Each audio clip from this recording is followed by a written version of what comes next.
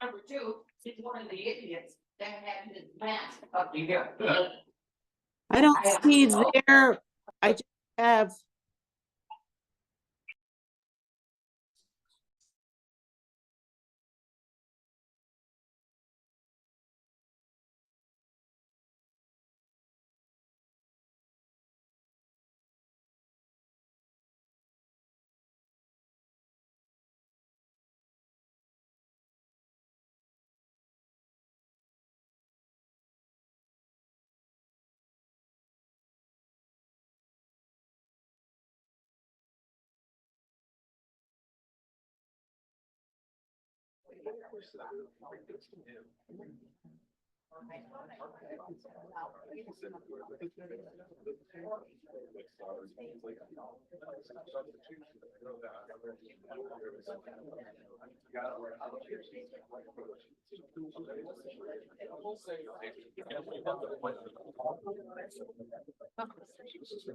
We good? The camera just shut off. Oh, This fails to start camera. perfect. There we go. Oh, there we go. That's it. All right, folks, welcome everyone. I'd like to call our meeting to order and please rise for the pledge. Allegiance to the flag of the United States of America and to the republic for which it stands, one nation, under God, indivisible, with liberty and justice for all. All right. Thank you. Lisa, roll call. Counselor Atkinson. Paula. Here. Counselor Kayonesa. He's on here. Here, Counselor Rosso. Here. Mayor Kaczynski. Here. Mayor, you have a forum. All right, thank you. Hello, everyone. So what we'll do tonight is we'll leave comments, and I'd like to maybe have more of a question and answer at the end of this. If there's questions for any of us, obviously Deep is here as well, and our town attorney from last time, and we'll try and just update you on the progress really since that meeting. We've obviously talked about the history. We know what the history is. We've all lived through it. We're obviously trying to make this better going forward, and it appears there is certainly some progress being made, and there'll be, I think, more to that we will see in the coming months. So Bright Feet is not here tonight. However, they did, that's of their choice, but Donna and I did have a call with them on Monday, and I know and Deep, of course, they are in weekly contact with Deep, and they did send an update from their side. So I'm gonna read this first, just so we have that in the record, and you folks could hear what they want to tell you. And then I think we'll go to Deep, and then we'll go to the town attorney with any issues, and then we'll go to some questions from the audience that we can answer. So this is a statement dated today from Bright Feeds. On October 23rd, Bright Feeds team was asked by the town to, since this will be in the, this will be in the minutes of the meeting, so you folks can read it at your leisure as well. Our team was asked to publicly address concerns expressed by residents regarding odor and noise emanating from Bright Feeds business operation. In addition to specific initiatives already underway by the company, based on the input from the public and recommendations and findings from the town and state regulatory agencies, Bright Feed has taken several actions to further address odor and noise concerns from the community.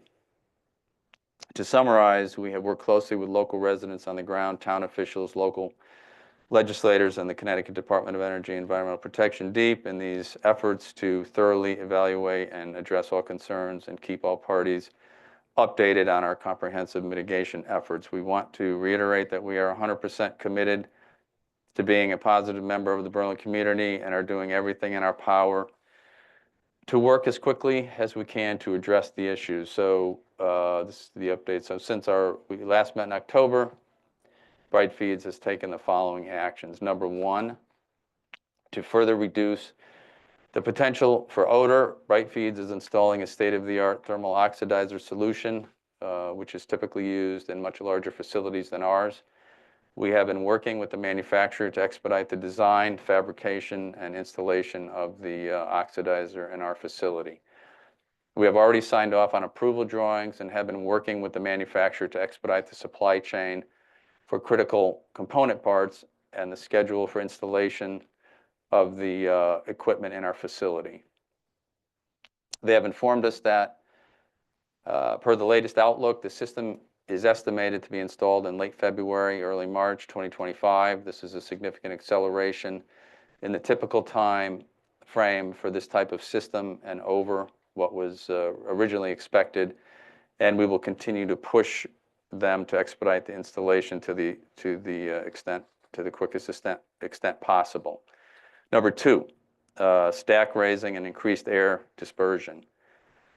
To further control odor during the interim period before the oxidizer is installed, we are finalizing designs to raise the height of the emission stack on our facility to about 70 feet, increasing air velocity and dispersion of emissions.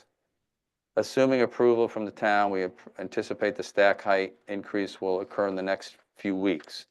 In addition, we will continue to operate the Remedia odor-controlled solution installed in August, which, per the manufacturer's engineers, is designed to reduce odors by 80%.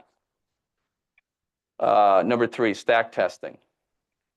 Bright Feeds is now working with DEEP to prepare for a broad array of stack tests to assess emissions from the facility. This testing will be conducted under DEEP oversight and use test methods approved by DEEP.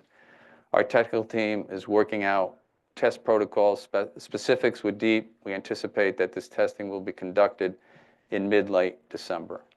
We want to reiterate that our process is designed and operated to ensure that what comes into our plant, unwanted people food, and what comes out of our plant, valuable animal food, is safe for people and animals. We carefully select and manage our source materials to keep our contaminants that may be hazardous, to keep out our contaminants that may be hazardous or toxic. As Charles Brown, the health director, stated during the last meeting, the town has been involved, and environmental health staff have visited the site several times to inspect the process and work with Bright Feeds to address the issue. They have advised us that their inspections have convinced them we are not dealing with trash or toxic chemicals. Director Brown assured attendees at the public meeting that Bright Feeds does not deal with trash or toxic chemicals. For pitch and frequency noise mitigation, on the evening of October 29, 2024, Bright Feeds went to the home of a resident at his invitation to hear the noise and explore possible adjustments. Based on these observations, Bright Feeds was able to improve its sound pitch level at night by managing the facility's exhaust fan settings, which cut production levels by about 30% at night. We are working with a sound consultant to confirm our noise control procedures and ensure that we install the oxidizer. When we install the oxidizer, it will be consistent with a permanent sound solution. Bright Feeds hotline. As a reminder, we have a hotline set up for residents to call.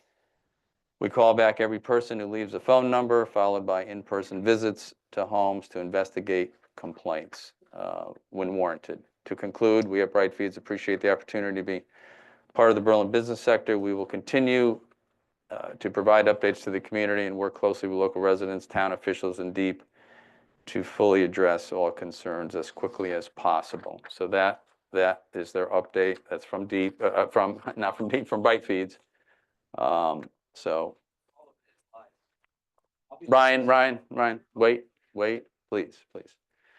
So I also wanted to just update on the town. So the town side, we had that, the police, the chief and the deputy chief have a police commission meeting tonight, but we had that machine that they had recently received. It was in place for about 2 weeks in the neighborhood across from the turnpike where a lot of the odor seems to go to. So there were some results that have come back, but I think what we're going to do with the results, because I'm not the expert, nor is the police department, I'm just going to get an expert to kind of interpret what the results say. It does say that the frequency, the decibel level, not the other high pitch frequency, the decibel levels on that machine, and I guess they remotely accessed the machine when it was in place in the neighborhood, were within the town standards, but there are other levels that it did study, and I'm not, I'm not a sound engineer, nor is the police department, so we'll find an engineer, and we just got the results the other day, literally yesterday, so we'll get some interpretation of what that machine said on the town side. Anything to add, Donna? As the mayor mentioned, we did meet with Bright Feeds briefly via Zoom. And we have spoken with DEEP a couple of times, and they've been wonderful in trying to resolve all the problems that we are currently having. I think that we should have DEEP say their piece and then Yes. Move on. Yeah, so DEEP folks, appreciate you being here, and you have the floor. Thank you all for coming. I'm sure you have lots to do on Tuesday nights. Wednesday. It is Wednesday. There you go. A day behind. Day behind. Thank you for the opportunity. My name is Tracy Babbage. I'm the Bureau Chief of the Air Program at DEEP. So appreciate the opportunity to provide an update. Just quickly by way of background, our team is responsible for implementing clean air requirements. We have 4 divisions: a planning division, an enforcement division, a permitting division, and we also oversee radiation. This matter is being overseen by our enforcement division, and Jake Felton is here, who is the director of the enforcement team. And we're really here to provide an update from the October meeting and let you know where things stand. Just quickly, by way of background, our focus is the area where we have jurisdiction, which is our nuisance regulation. So just for reference, it's under 22A 174-33. We are a regulatory agency, and so our enforcement process is a well-defined procedure that we follow. The way we've pursued this in this instance is consistent with how we've addressed other enforcement cases. So just to know that there is a framework that we use and procedures that we follow, and that's the process we're working through. I want to also acknowledge and recognize we really appreciate and understand there has, the level of frustration that we've heard from community members. We've appreciated the feedback that folks have provided us. And we are committed to working through this process and achieving a resolution for this matter. So we want to talk a little bit more specifically about some of the steps that have been taken. We are focused on the ultimate resolution to this that Jake will speak a little bit more about, but we also are looking for those opportunities to address interim measures as we move forward too. So with that, I'll turn it over to Jake Felton. Good evening. So my name is Jake Felton. I'm the director of the Air Quality Enforcement Division with DEEP. I joined you last month remotely. I was driving back from a separate meeting, but it's good to be here in person. Thank you for having us back. And we're going to update you on everything that's happened since last month. But in case there's anyone here or attending online who wasn't able to attend the last meeting, I do want to start at the beginning of the story. So bear with me. It'll won't take too long, but I do want to start at the beginning and describe kind of what's happened and what we've been doing. So first of all, thank you for continuing to bring your concerns to our attention. And thank you for your continued engagement. We do greatly appreciate that. And we certainly understand your frustration with the odors and other environmental impacts that you've raised. I do want you to know that we truly understand and appreciate your frustrations. We have received several complaints over the last year and a half relating to the Brightfeeds facility. And as a result, staff from our Bureau of Air Management, the Field Enforcement Unit, have made multiple inspections of this site and the surrounding areas in 2023 and 2024. It's been over 10 inspections, and then also just generally driving through the area, which is really, given our staffing and resources, a very significant investment of our resources. During the May 15th and 16th, 2024 inspection, our Field Enforcement Unit staff documented nuisance odors under our regulatory nuisance standard, which we talked about last time. It's section 22A-174-23 of the regulations of Connecticut state agencies. I'm just going to refer to it as section 23 from now on. And when we documented that violation, we issued a violation notice, number 20331, to address the finding. We have continued to document odors from the facility, as you could all imagine, and sometimes at nuisance levels. And so our investigation remains open and active. We are in contact with Brightfeeds representatives on an ongoing basis, really at least once a week, to continue to reinforce the importance of expeditiously eliminating nuisance odors and resolving the open violation notice. So that's everything that I covered last month. Everything that I'll talk about now is new. Brightfeeds has told us that it's going to be installing a regenerative thermal oxidizer, I'm going to call it an RTO, to control emissions of odoriferous compounds. The RTO will replace the odor neutralizing system that Brightfeeds currently operates. In general, an RTO is a highly robust air pollution control device. It's commonly used to control emissions of volatile organic compounds that give rise to odor. It is generally considered more effective than other odor mitigation technologies like the odor neutralizing system that's in place. It can achieve up to 98 or 99% control of volatile organic compounds.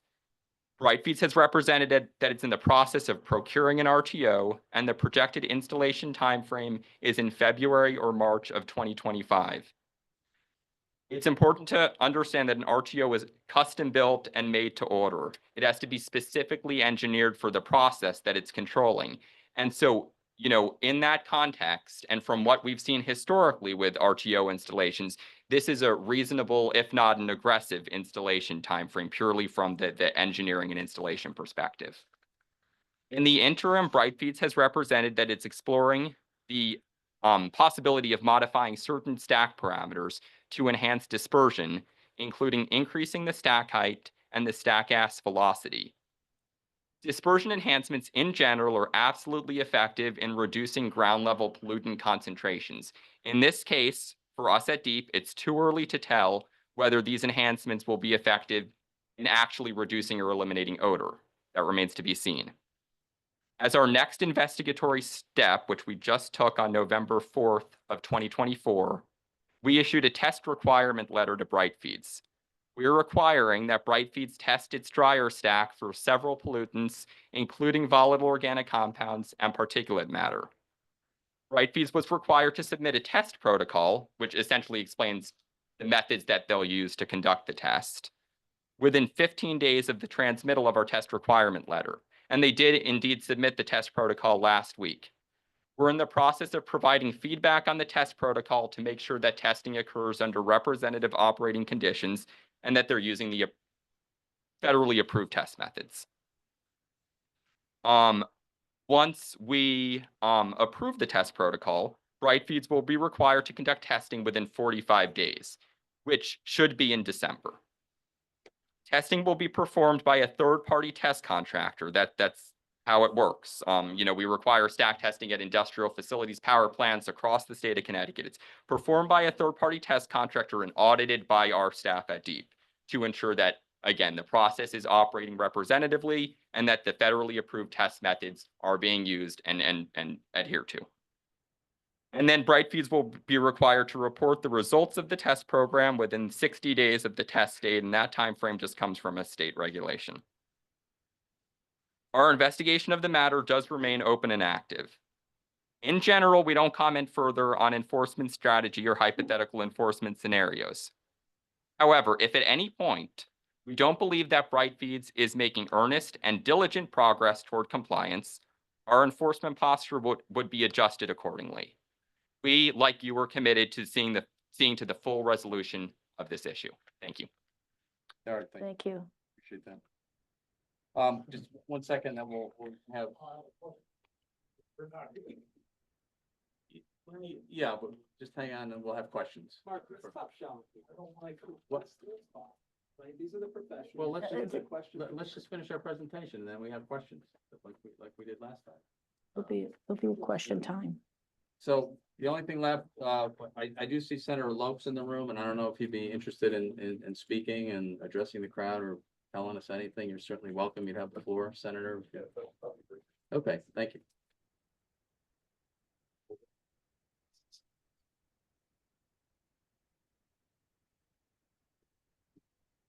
Most of you know, I'm Senator Rick Lopes representing Berlin at the state capitol. I attended the last meeting here and listened. After that meeting ended, I contacted DEEP. I subsequently had a meeting with DEEP to go over all these issues. I asked them to put together a plan with timelines that we could follow and then hold Brightfeeds accountable for following those timelines. They did follow through on that. I met with Ryan. We talked about the problems extensively from the side of the residents who are suffering from these issues. I made a bunch of site visits to the area. I tried to speak to the people from Tasca without much luck, but I did get a chance to talk to the people at the Shaler dealership over there, who also reiterated that sometimes the smell's not that bad. Sometimes the smell's horrendous. It comes and goes, but it's definitely an issue. They did mention that that dust, at one time the back had a problem. It kicked off a lot of dust and covered up a lot of the cars. They came and cleaned off the cars, I believe, at Tasca. Shaler said it wasn't needed, but they did report that that didn't happen again since then. So that's it in a nutshell. I mean, I think we're all working together to try to reach out for the rights and the concerns of the citizens of this district. We'll keep fighting until we get a solution to this. And if you have any questions, you can speak to Ryan. He can contact me, or anyone else can just email me directly. Be happy to talk to you, meet you out there. I'm here all the time. Thanks.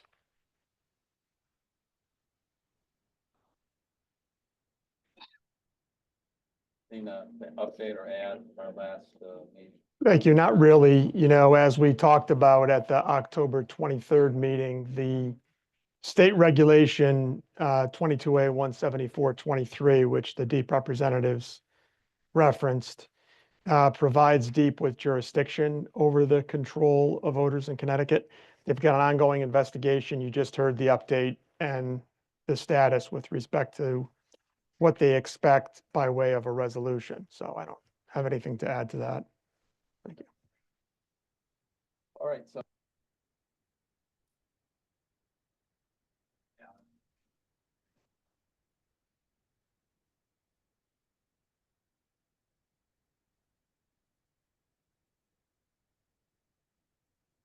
My name is Jim Ostrowski. I work for Tasca. This question is for DEEP. All right, you guys are sitting there put in charge to protect the citizens of the state of Connecticut, correct? How are you protecting the citizens by not shutting that facility down so that new filtration system is put in place? Every single day this week so far, the smell has been horrendous. Right, I work outside. Right, I get to work. I instantly get a migraine. I get sick to my stomach. How much do I have to suffer? Okay, I mean, we're talking, they're saying the system's gonna be put in place February or March, 4 months from now. So I have to suffer every single day I go to work for 4 months. When you guys have the ability, all right, to protect the citizens and shut that facility down until that system is put in place. All right, your filtration, their filtration system, all right, and the smokestack, that's crap. The testing's gonna come back that things are coming out of that smokestack, because every single day, all right, there's debris all over our cars. Every single day.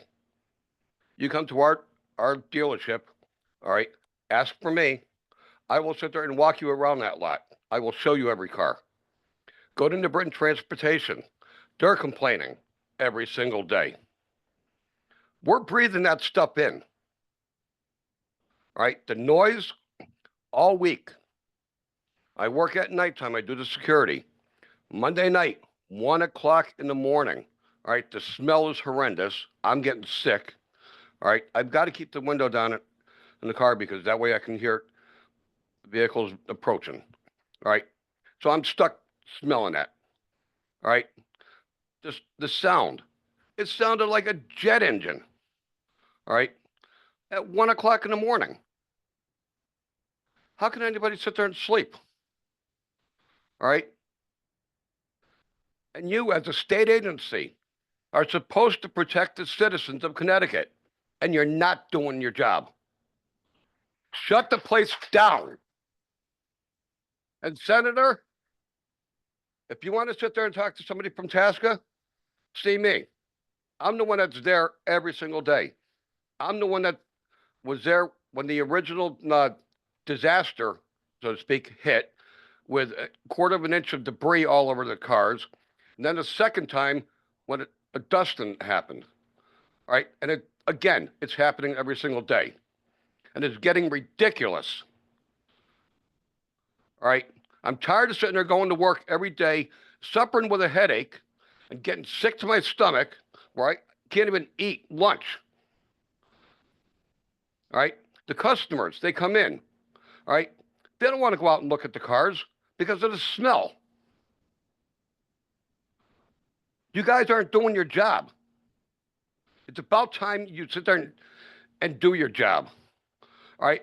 This is a nuisance ordinance that occurs every single day. All right. Now, any criminal attorney, if you did it as a criminal offense, okay, you do the same thing time and time and time and time again, okay, you get arrested, you go to jail, okay? Why aren't these people being held accountable? You're letting them get these people sick for 4 months until that filtration system's put in. That's ridiculous. Do your job. Thank you.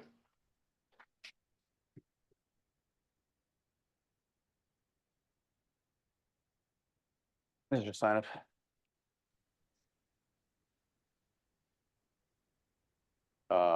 Tyler?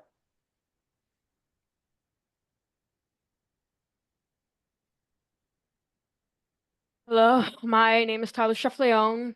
I live at 520 Worthington Ridge. The smell and the sound is absolutely ridiculous. I have hearing loss and I'm amplified. Every single night I can hear the humming. It is insanely loud. I was throwing up the other day because of the smell.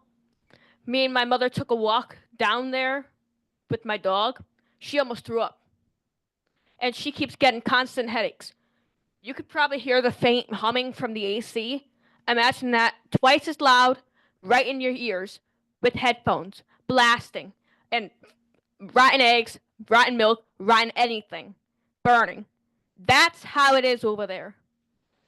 It is absolutely horrendous.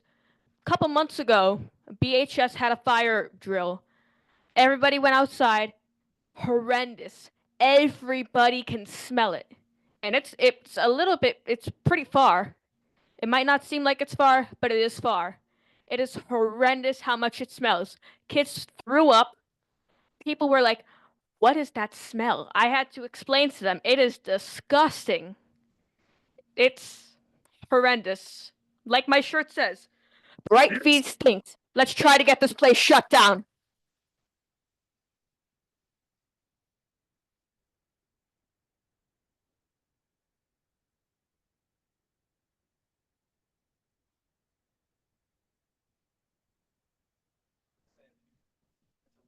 Garbage, respectfully. I'm gonna be respectful. All right, thank you. I appreciate it. Let's be honest here, right? Because, and I say this a lot, I was in the Marines. I trained discipline. Ryan, give your name and address, please. I am Malloy, 84 Juniper Lane. Want to know what discipline is? It's standing in a sand fleet pit at attention, not being able to move. You want to know what discipline is? Being in a gas chamber, having to take your mask off and not being able to move at attention. That's discipline. This is taking every ounce of my discipline not to lose my mind for multiple reasons. Hearing what I just heard from Bright Feeds, hearing what I just heard from you guys respectfully, and let me preface with, I appreciate you guys being here, but, and I wrote this down, I'm tired of everybody acting like they're doing us favors. Right? It's coming across like we owe you for being here, not you personally, but in general, whether it's Bright Feeds or whether it's you guys or whether it's you. No, this is your job when there's this amount of catastrophic failures, right? And while I understand there's due process and internal processes and this and that, what it's discounting is the 14 months, like I just said. So while I appreciate you guys have your internal processes, you have to hit certain thresholds, you have to allow them time. It's discounting that we've been going through this for 14 months.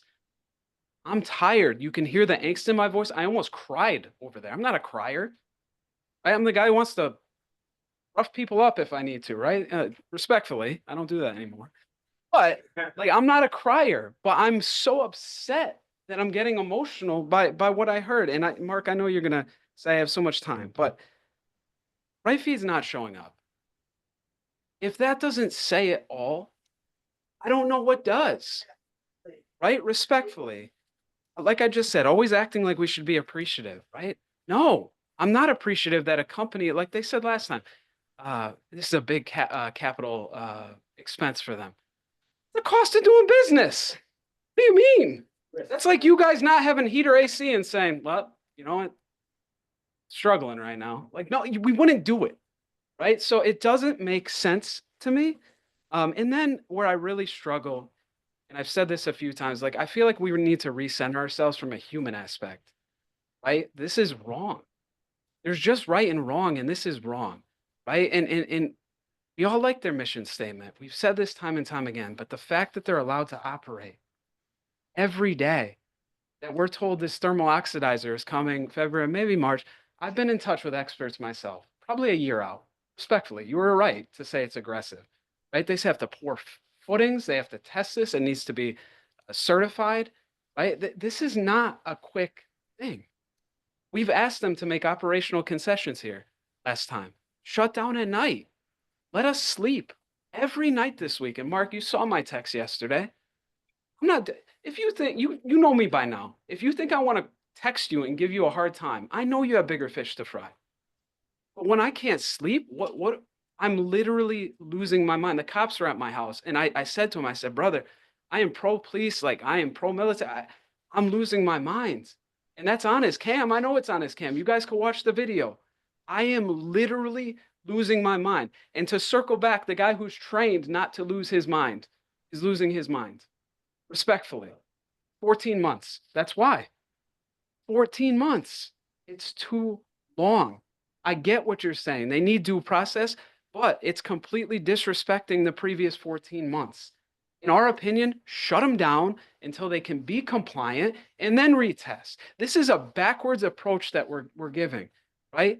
Now, I get you guys say you're not enforcement branch. I've invited the Attorney General. I think somebody is on, Kara's on here, and I implore them, just like I did in my email last week, please shut them down, Kara. If you look at, in Bright Feed's reference that they followed this Feedback Earth company out of Massachusetts in numerous videos, they reference that they followed their operating model not to a T, but certain pieces of it. They said it, not me. That company is being shut down by the Attorney General in Massachusetts for the same issues. The same exact issues. I mean, it's almost comical. Now we have a sound issue, right? So most of the issue in Mass is smell. We actually have it worse, believe it or not. Now you might say, well, it's generalities, this and that. It's not. I met with a woman, a citizen activist who was leading that group out of Mass. I spoke with her for 2 hours on my own time on a Sunday. She told me everything that's been going on, how to be successful in fighting this. That's why we asked the Attorney General's office to get involved, because we know you guys aren't enforcers, but respectfully, we need you guys to get together. These timelines, December for testing, even hearing that they're allowed to know to prep and this and that. Respectfully, I get, again, that's an internal process probably on your end. That's BS, right? Like that gentleman just said, when those cars are coated every day, you're going to wait till December to test this? You're going to give them a heads up to prep for it? What are we doing? Right? We got to get back to that human aspect. Where does that make sense? Respectfully. Director, very high title. Don't say that to be demeaning. Come on, man. Right? That doesn't make sense. It doesn't make sense. So again, we need to shut this down. So whether it's Kara, whether it's you guys in these meetings every other 2 weeks, or we'll do this in February and this March, it's been too long. I literally am losing my mind. I'm not sleeping in my own bed. I have sound readings, Mark, that I sent you with that frequency that you're talking about, 81 decibels, dBCs, not dBAs. You guys know what that's equivalent to? There's tables. You can Google it. Simple search. It's like running a lawnmower outside of your house all night long. I'm not lying. There's literally tables that show what the equivalent would be right next. And I get you can't enforce it. But what I'm saying is everybody going like this, it's got to stop. Even the town. This, in my opinion, I said it last time. You guys need to weekly be in a conference room. In my opinion, shut them down. That incentivizes them to do the install sooner. Right? You bet your butt they're going to get that supply chain moving. And then I know you're going to ask me to wrap up, right? I get it. Please, please. But the sound, hearing that the sound is mitigated, it's worse than it's ever been. So hearing their statement, honestly, imagine putting yourselves in our shoes. We walk this every day. And we hear in this town, Mark, that's why I was upset in the beginning. You told me, wait, and okay, sure, right? It's tough to hear that. But it's tough to hear when Adrian and myself are texting each other at night. Sarah, right? Nick, we're texting each other because we can't sleep. This week alone, I was woken up the last 2 nights at 3 in the morning, 4 in the morning. Where am I sleeping? In the spare bedroom on the other side of the house. I'm not even sleeping in my own bed. God could strike me dead. I'm a religious person, right? I'm not lying. So you have citizens who aren't even sleeping in their own bed. Adrian's wearing huge earmuff type noise canceling headphones, right, to sleep. Okay. When I wake up, I'm an early bird. I wake up at 5:30. I drink my coffee till my son gets up, maybe 6 o'clock latest. Between that time, I have to put my AirPods in, my noise canceling AirPods, so I can drink my coffee in peace. Again, the human aspect. What are we doing? Right? This is crazy. Recenter yourself again. The human side, like, what are we doing? How is this allowed? And I get it. We have bureaucratic processes and structures, this and that. Expedite it. I told you a month or 2 ago, Mark, we need to get creative with this. It's not working. Respectfully, your processes, I accept that those are your processes. It doesn't work in this scenario, right? It's not a one-size-fits-all scenario, in my opinion. That might work in a normal scenario. This is unique, right? We need to start thinking outside of the box. Yeah, in the sound testing by the town. This is my last question for you. Yes, sir. Question. Yes, sir. Respectfully, Mark, I am a little annoyed that you're trying to stop me, because after how we just spent 30, 40 minutes hearing that. Yes. Right? And now I'm not allowed to rebut. Like, come on.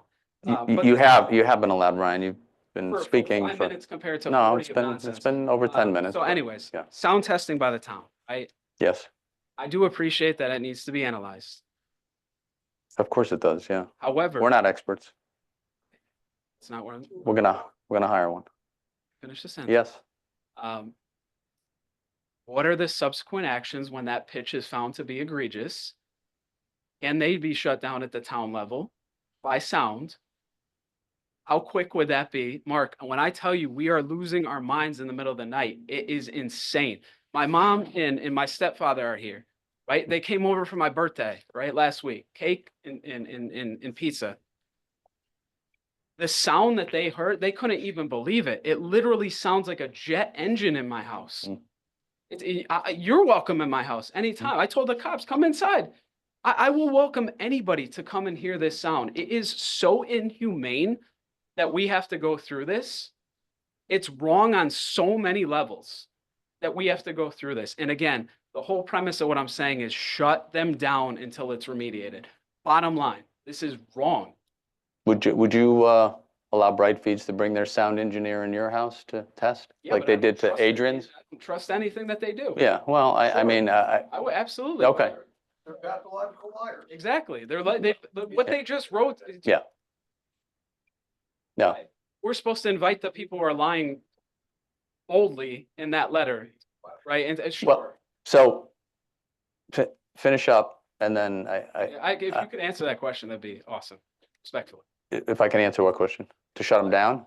What are the potential ramifications of you finding that this pitch is gonna drive people? I'll have to go to the town attorney for that, look at our ordinance, but we don't have, once we get the analysis, yeah, we can see. I mean, the decibel levels are within the town ordinance right now The from, decibel's not the issue. I know, it's the other. That's why I've got to get a sound engineer to analyze it, so we'll get it to somebody within the week. And I would also, I don't accept that answer. What is a potential ramification? Under the ordinance, if there's a violation, the first thing that has to happen is they have to be sent a cease and desist, a notice of violation. If they don't comply with that, then we would sue them in Superior Court to get a compliance order. And once we have the analysis, which will be should be, I mean, we have it, we just have to get it interpreted. Because I can't interpret that. It shouldn't take too long, I just have to find, weeks. no. As soon as I find, I'll find somebody this week.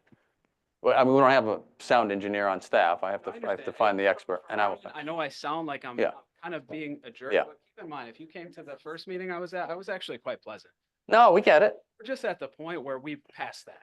We right? talk all the time, I know. Right, we're past that. So for me to ask for dates, like I'm tired of hearing generalities, February, maybe March, like that's not acceptable.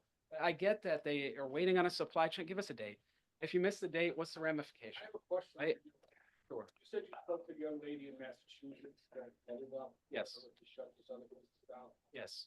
Does she let you know what department, what office? what Yes. Person, Absolutely. the person that put the hammer down and closed the company? It's the Attorney General's office, and it comes based on the same laws that we have in Connecticut are identical on quality of life. You cannot impact somebody's quality of life to this extent without being shut down, right? So that is why they are being shut down en masse. And believe it or not, they're actually defying that. They're going to get arrested or forced to be shut down. They were even put on Google. The state shut their business down and it said closed, and they went back into their business profile and reopened it. So they are defying that in Massachusetts right now. So they are still operating. They're not supposed to be. They were shut down and they are doing it against the order. Oh. So, but again, different state, different Attorney General's office, so we got quite a lot, I get that, so I'd like to hear if there is an AG, I was hoping there was an AG rep here, if they would want to say something, that'd be maybe the time to see what they have to say, if there is a rep on Zoom, I don't know if there was. Kara's on. Is there a hand up somewhere? Oh, okay. I think Kara's on, but we don't have to put her on the spot. Well, no, we don't have to put her on the spot. That's what you just said. Of course, we're going to put them on the spot. But but folks, and you realize, Ryan, as we've talked extensively, that is much like when a police officer arrests somebody, we have the prosecutor doing the prosecution, right, or the U.S. attorney, whatever level you're on. So here we have our regulatory agency, and of course, the Attorney General would enforce. Is the enforcement, is the I understand, but did you reach out to the Attorney General? Yeah, they have been. When? Because that's not been discussed with us, right? And when did that happen? It's part of a ongoing. That they can't tell us. Okay. Was that recent? Here, I should get up. Was that recent though? Let him get up and answer that, please. Thank you. Thank you. So we didn't see anybody raise their hand though from the AG's office? We did recently, Oh. Deep Okay. recently talked to the Yes, sir. Attorney General's office Yeah, okay. about this matter. I don't have anything additional to share, but we did. Last week? Just this week. I don't want to go, I want to go back and forth, Ryan, you know. Yeah. I Yeah. believe the reason why they did that is because I engaged the Attorney General's office. Well, I mean, that, yeah, point that I'm trying to make, yeah, Mark, yeah. Is that, like I said, creative before? Yeah. Why am I pushing this? we, See we, my point? we all are though. You discount, I guess. 14 months, Mark. it- Are we doing, like I said, your It- background is law. Yes, Like, come on, this is not Yes. attacking a business at this point. Why are we Yes. always looking out for the business's rights? What about ours? you have your rights too. Yes, you, They well, also pay taxes here. I understand. And I hate. We can't go outside the law, though. You want to talk about the law, we have to follow the law. Unfortunately, that's how our country works. But you, all of you, can file a private nuisance lawsuit immediately against But them. Mark, honestly, I'll be critical of you. Yeah. While we have a sound nuisance ordinance, I Yes. also think we should have a smell one. I don't think there should ever But- be a scenario, and I get it's discretionary. No, we are prohibited by, I believe, state statute to monitor odor. It's not that the town's prohibited. Yeah. There's an existing statutory scheme for enforcement. So you don't see, for the most part, odor ordinances. Because you can't Um, enforce them, or? Well, the other thing is, last time and again tonight, there's been an outcry for the business to be shut down.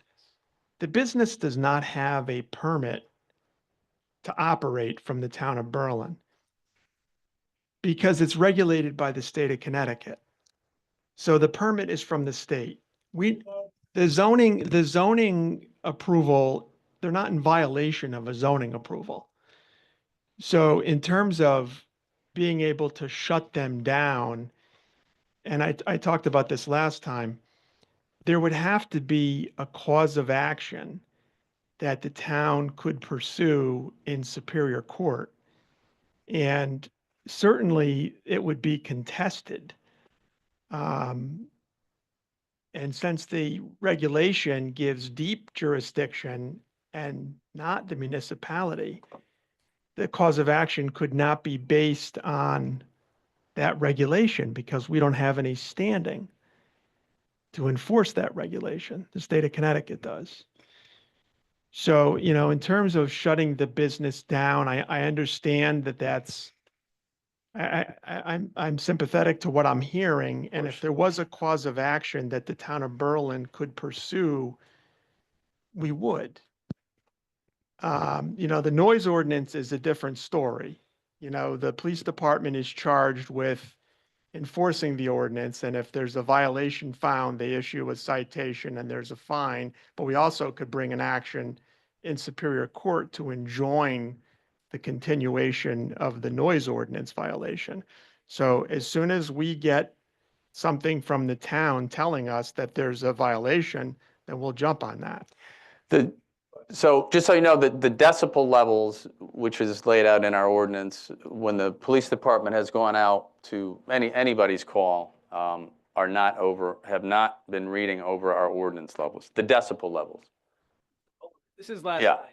Yeah. 78.7 dBCs. Now, is that right by the plant or is that over by someone's My house? I'll be at 75, right? Yeah. 70 to 75. That- So I get it. And our table is in dBAs, Mark. Yes, But DBCs is that frequency, is that. correct. where You're gonna find people Right. losing their mind. So again, put yourself in my shoes. I keep Yeah. hearing, doing everything we can. It's Yeah. gotten better, this and that. It hasn't. It's gotten Yeah. worse. I'm testing it. So it's not like you're dealing with somebody who isn't doing their due diligence. I am. I get it, That's why I but, find this to be so but infuriating. our decibel level doesn't read what yours does. I don't know why that is, but I mean, they're reading it with brand new equipment, so we're with you. Shoes, right? So I am. no, I hang mean, on one sec. Let yeah. me just frame this. I am. You have a company that's barely operating within DBA range. Hang on, let me What? finish. You have a What? company who is barely operating within regs What? of smell, right? And With- quality of life. with- They're with you- doing everything they can to just barely get by, yet we're told that we need to just deal with it, right? Yeah, but that's, all I can do is, if I have, we bought new equipment and we've been going out to the calls and it has been below our ordinance I level. agree. I think it's So- based on the test that you just So, did. yeah, I mean, that's gonna be the humming sound, that's gonna be the other, noise.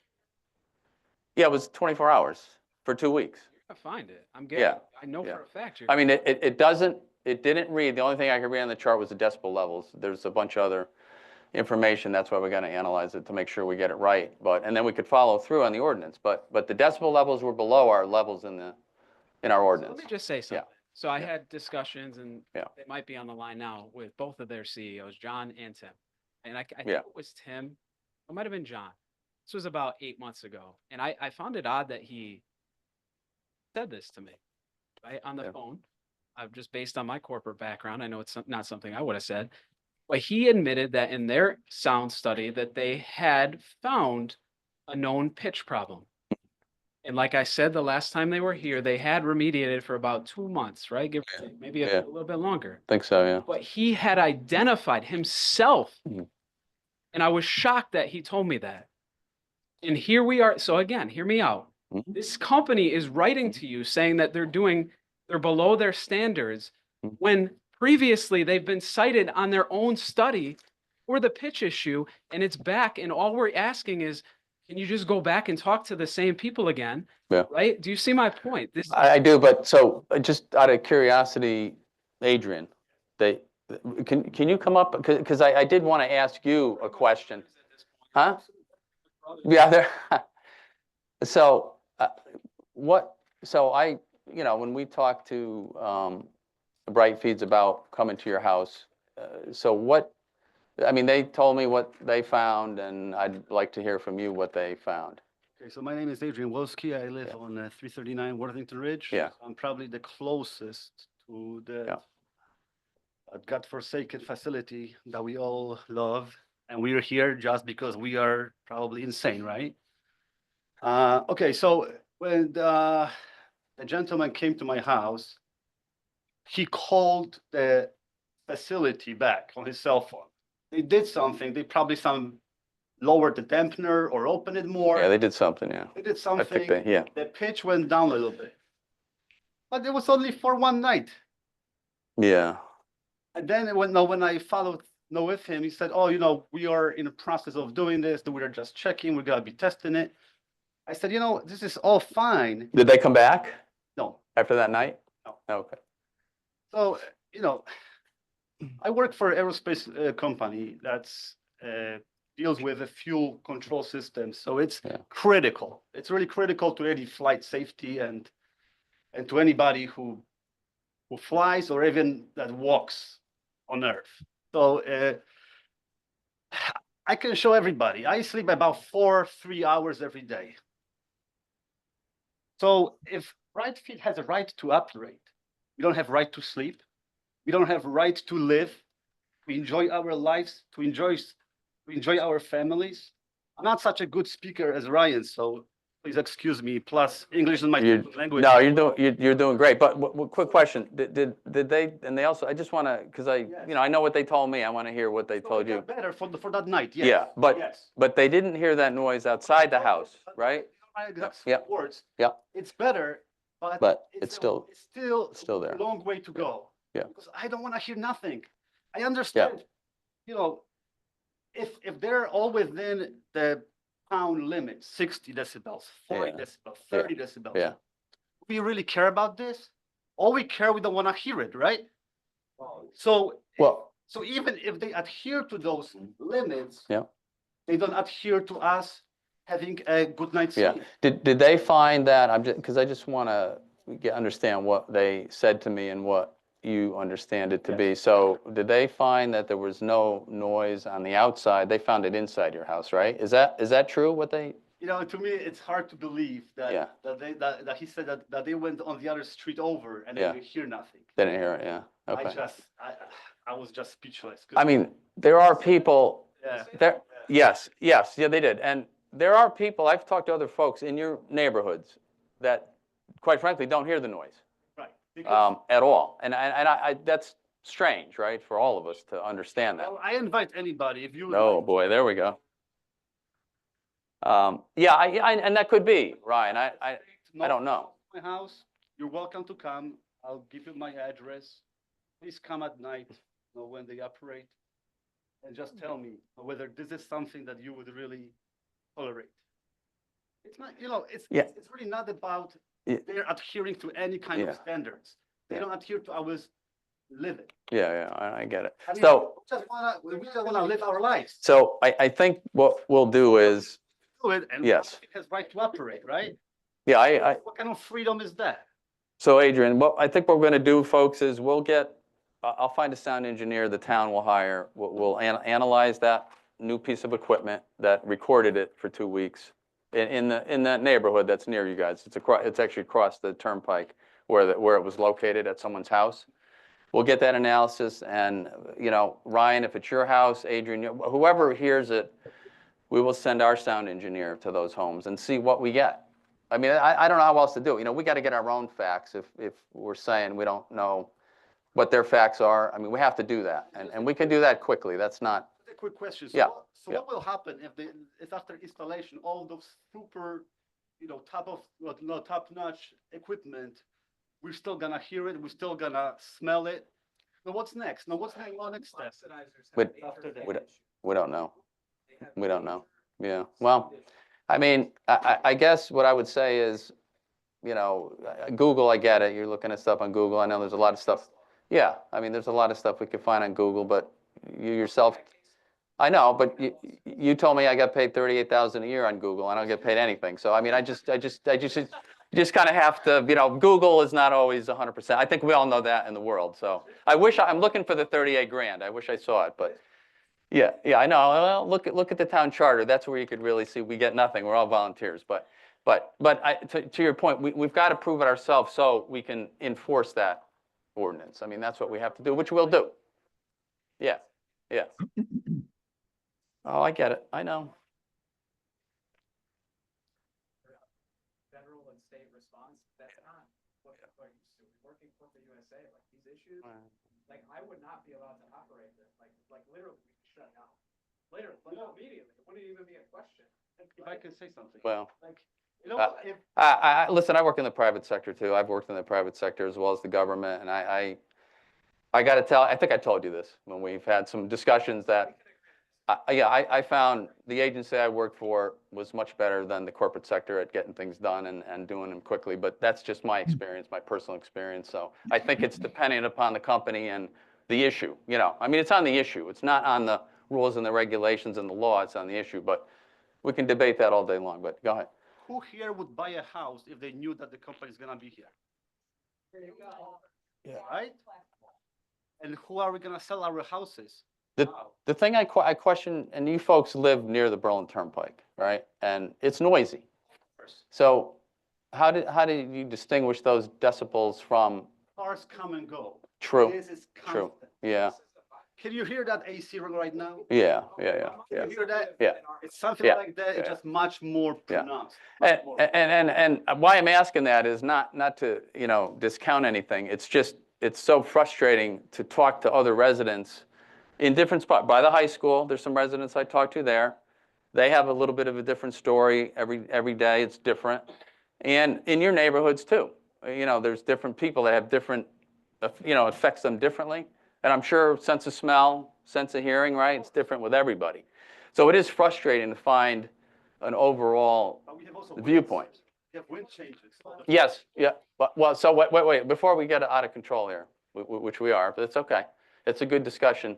So you'd have to, can you come up? Yeah, please. One last thing, and then lady wishes to and I'll speak. be- Thank you, Adrian, for. So one thing that this has done Yeah, is it's empowered a lot of folks here who have a lot of time. I don't say that in a condescending or bad way, right? There's some awesome people here Mhm. who have started to step up and help out. And what's staggering is when you start to see the conflicts of interest at the DEP and some of these other agencies. And I'll leave it pretty vague. well, conflicts of interest, how? What is Well, that? there's a lot of money that was given to this company to operate and to be By successful. who? By the state? By the state. Oh, Millions of dollars to be Mhm. successful. And it is a hard pill to swallow. that's the green energy, right? It is, and it's a That's green hard energy. pill to swallow to say you made a mistake, and it's okay. I'm not saying you guys, right? But we are digging, and we are Yeah. digging actively, and I am almost positive we're going to find quite a bit of stuff, right? And again, I don't say that to threaten. It's not a threat. But The truth will come out.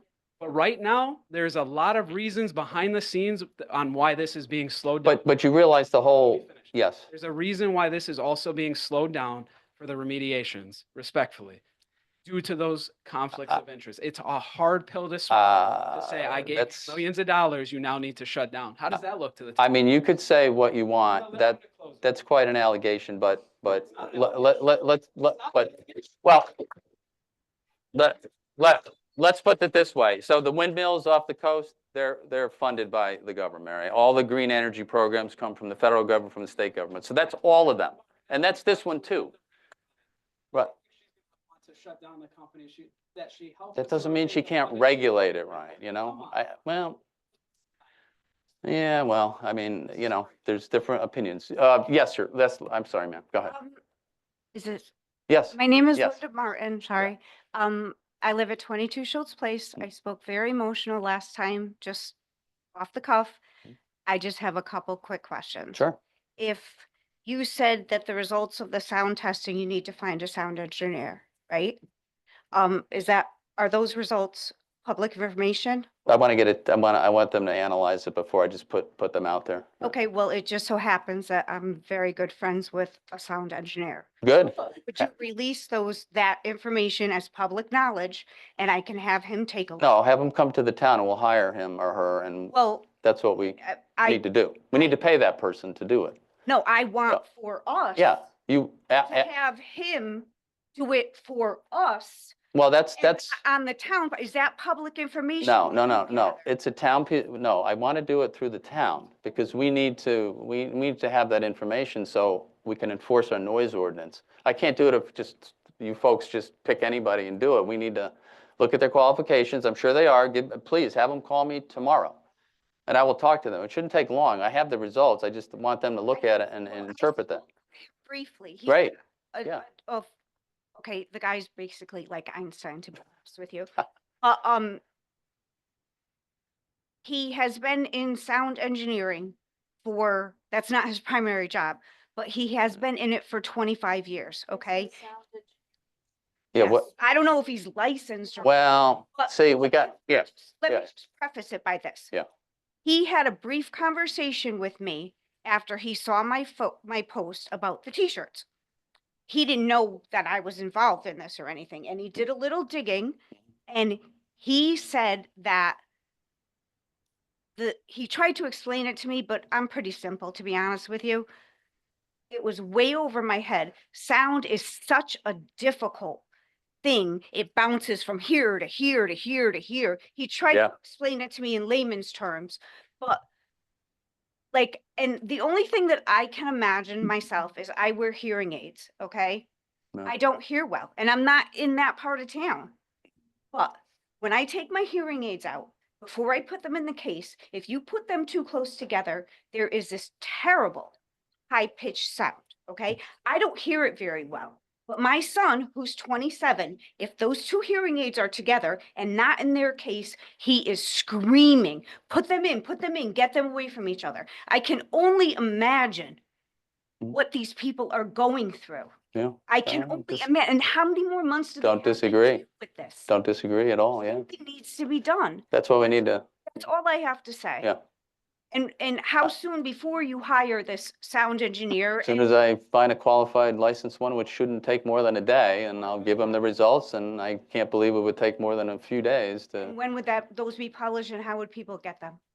through the town. I'll post it once we have an analysis. Will they release the raw data as well as their? Yeah, I'll release it all, yeah. But I got to get it analyzed first, yeah. I don't want to release raw data and then someone runs with it, and we can't do it that way.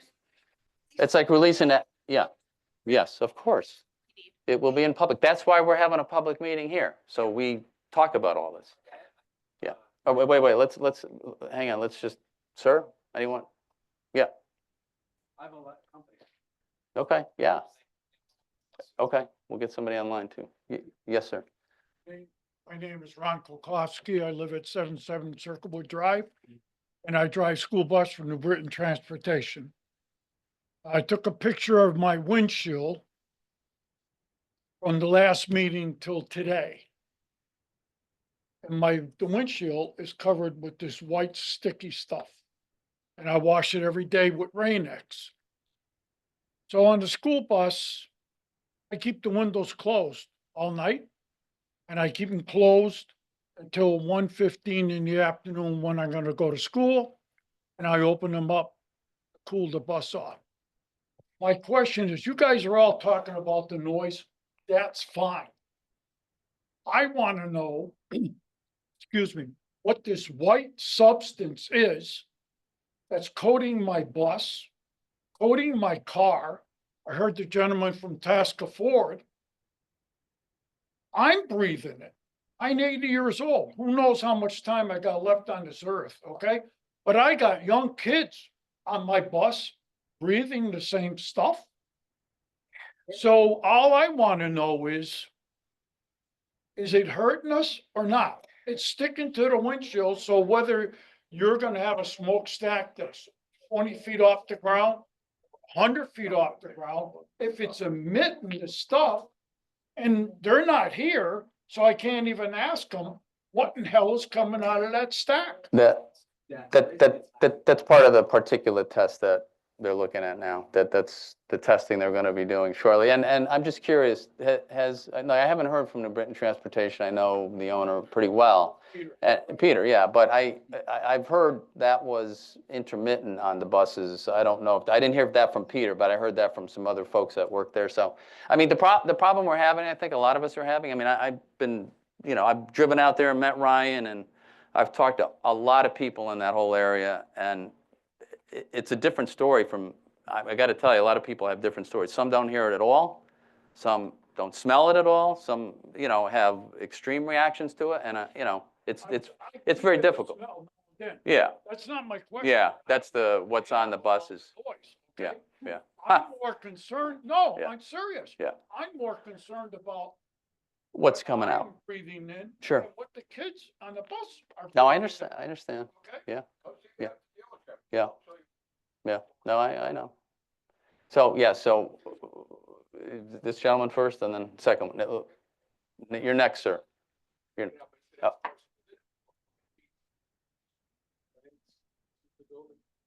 I don't know that. I don't know. We can check with planning and zoning. They might have bought it. Yeah, I'm not sure. I'm sorry. Go ahead. My name's Scott Foote. I'm on 158 Webster Ridge. I'm up on the top there. Okay. Yeah. I wash my truck twice a week, and it's every week. It's not intermittent at all.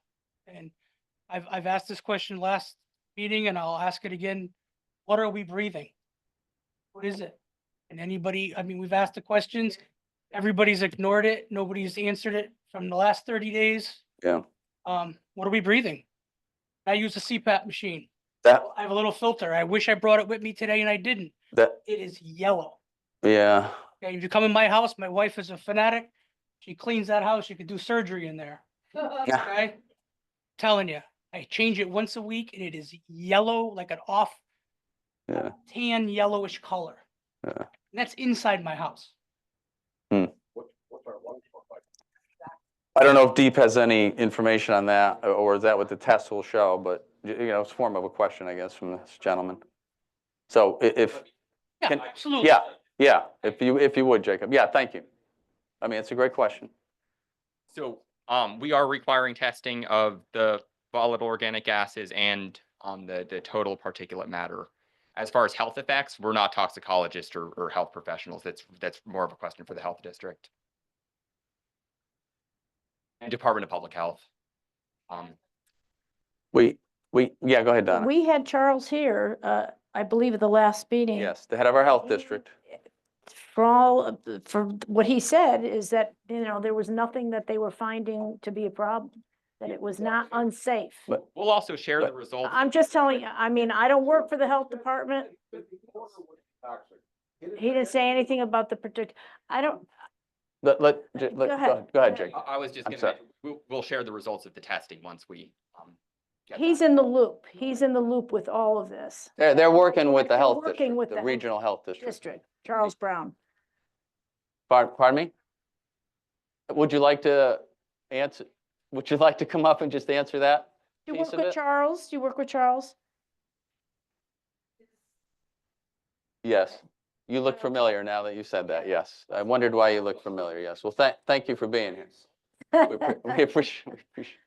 I'm Kristen Amodio. I'm the supervising sanitarian for Central Connecticut Health District. We cover Berlin, Rocky Hill, Newington, Weathersfield. I've been with Central for 10 months now. Move that mic up just a little bit so we want Sorry. to record, we want to record you. Okay. Everybody's recorded, not just you.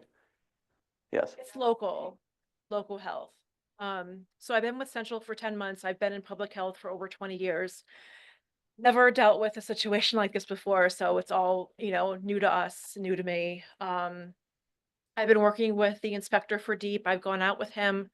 I've smelled, I have all of the same concerns as the residents as you guys. I see what DEEP is doing. It's, if we were to issue a notice of violation, it wouldn't really have any teeth because DEEP is the permitting agency for this facility.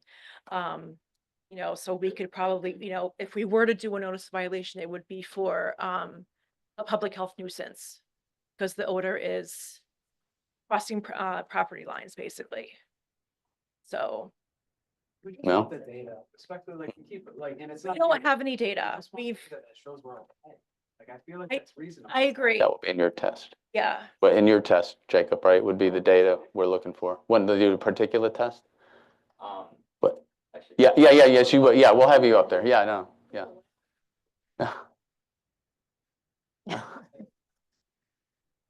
The testing that we're requiring is for the gases, there's some speciation. For the particulate matter, we don't require speciated particulate matter testing that falls outside of our framework. That, again, as far as health effects and whether the air is okay or not okay, those are not statements that we would make since we're not, public health professionals or toxicologists. But we are committed to getting you the results of the testing that we've required. Do you know, in your experience, because I certainly don't know, many of us don't know, who would be able to test for that?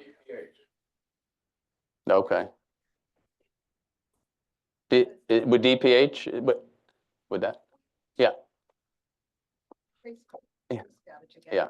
I think Thank this you. is, we should circle back with DPH on this question. Okay, I think we need to go sort of the next level down with DPH to ask them, Sure. what else they can do and Okay. as Makes Jake was sense. saying, they would be responsible more for the public health component. Okay, I'm sorry, go ahead, you had the floor. Any other questions? I don't have anything else to say right now. No, thank you again, but Thank you. if I could ask, if you guys could expedite that, like, I feel like just in, like, again, from a common sense standpoint, this would have already been done. Not to sound condescending, but when you have a major issue, people are saying they're vomiting. I almost vomited this week myself. I'm not making that up. I got headaches Tuesday and Wednesday from this, or sorry, Monday and Tuesday rather. And this is every week. Like, I just feel like that would have already been done as a common sense sort of thing. And again, no disrespect, like. Yeah. It is, I don't disagree with it at all, Ryan, we've spoken a lot. I just, what's so odd to me is the difference in reports of houses, 4 houses down from you, in your neighborhood, near your neighborhood, near your neighborhood. Go to the next guy next door, I don't smell anything. I mean, people have told me that. The guy that works at the liquor store, one night, remember I went out there one night, I think you were out there. I went up there, you went home, I went up there, I asked the guy. He's there all the time. It stunk, I smelled it. I said, you smell that in your parking lot? The doors are open to his, he came outside, well, what smell? So I'm like, what do you mean, what smell? How do you not smell that? I mean, it was awful, but it's, yes, I agree. That's why it's a little bit of a difficult problem, which we will solve, but yes. Yeah, no, I get it. But anyway, that's just a comment. I don't know if it's better, would you guys contact DPH since you're our regional health district? Can you? Just trying to think like what department would come out. Can you, okay. Yeah, okay, that'd be great. We'll see. So we'll get that done. Thank you for coming. All right, any other questions from the audience? What? Sir, you got to come up. There's someone on Zoom that's What? been Sir, raising their hands. You got to come up. I'm sorry, sir. Mark, there's somebody else. And we'll do Zoom in a moment. Stand by. Real quick, you made the comment, that we're asking the town to shut Brightfields down, right? We're not asking the town to shut Brightfields down. We're asking the state to shut them down. Right? State has more control than the town. Even though the town can sit there and, force the state's hand and say, listen, we've got a lot of complaints. You got to sit there and do something, right? They can literally call the Attorney General's office if they want, but obviously they're not. But we're not asking the town to shut them down. So you got the information wrong, right? When we're saying shut them down, we're referring to DEEP. We're referring to the Attorney General's office, not the town. We are asking that you help facilitate that. Of course. Well, But the town, yeah, town, and we are. the town can sit there and reach out to the AG's office, right, on our behalf. Well, so you guys have said that, and I've spoken to Ryan, I've spoken to a bunch of people about that. If we take it in, let's put it in a criminal perspective, it's easier to talk about. So the police today arrest somebody in Berlin. We want that person prosecuted. Now, I as the mayor can contact the state's attorney's office all day long. It really doesn't matter what I ask them. It matters what the police officer recorded, wrote down in his report, and the state's attorney is going to decide if there's a violation to prosecute, right? So the same with DEEP and the Attorney General on the civil side. So they're basically on the civil side.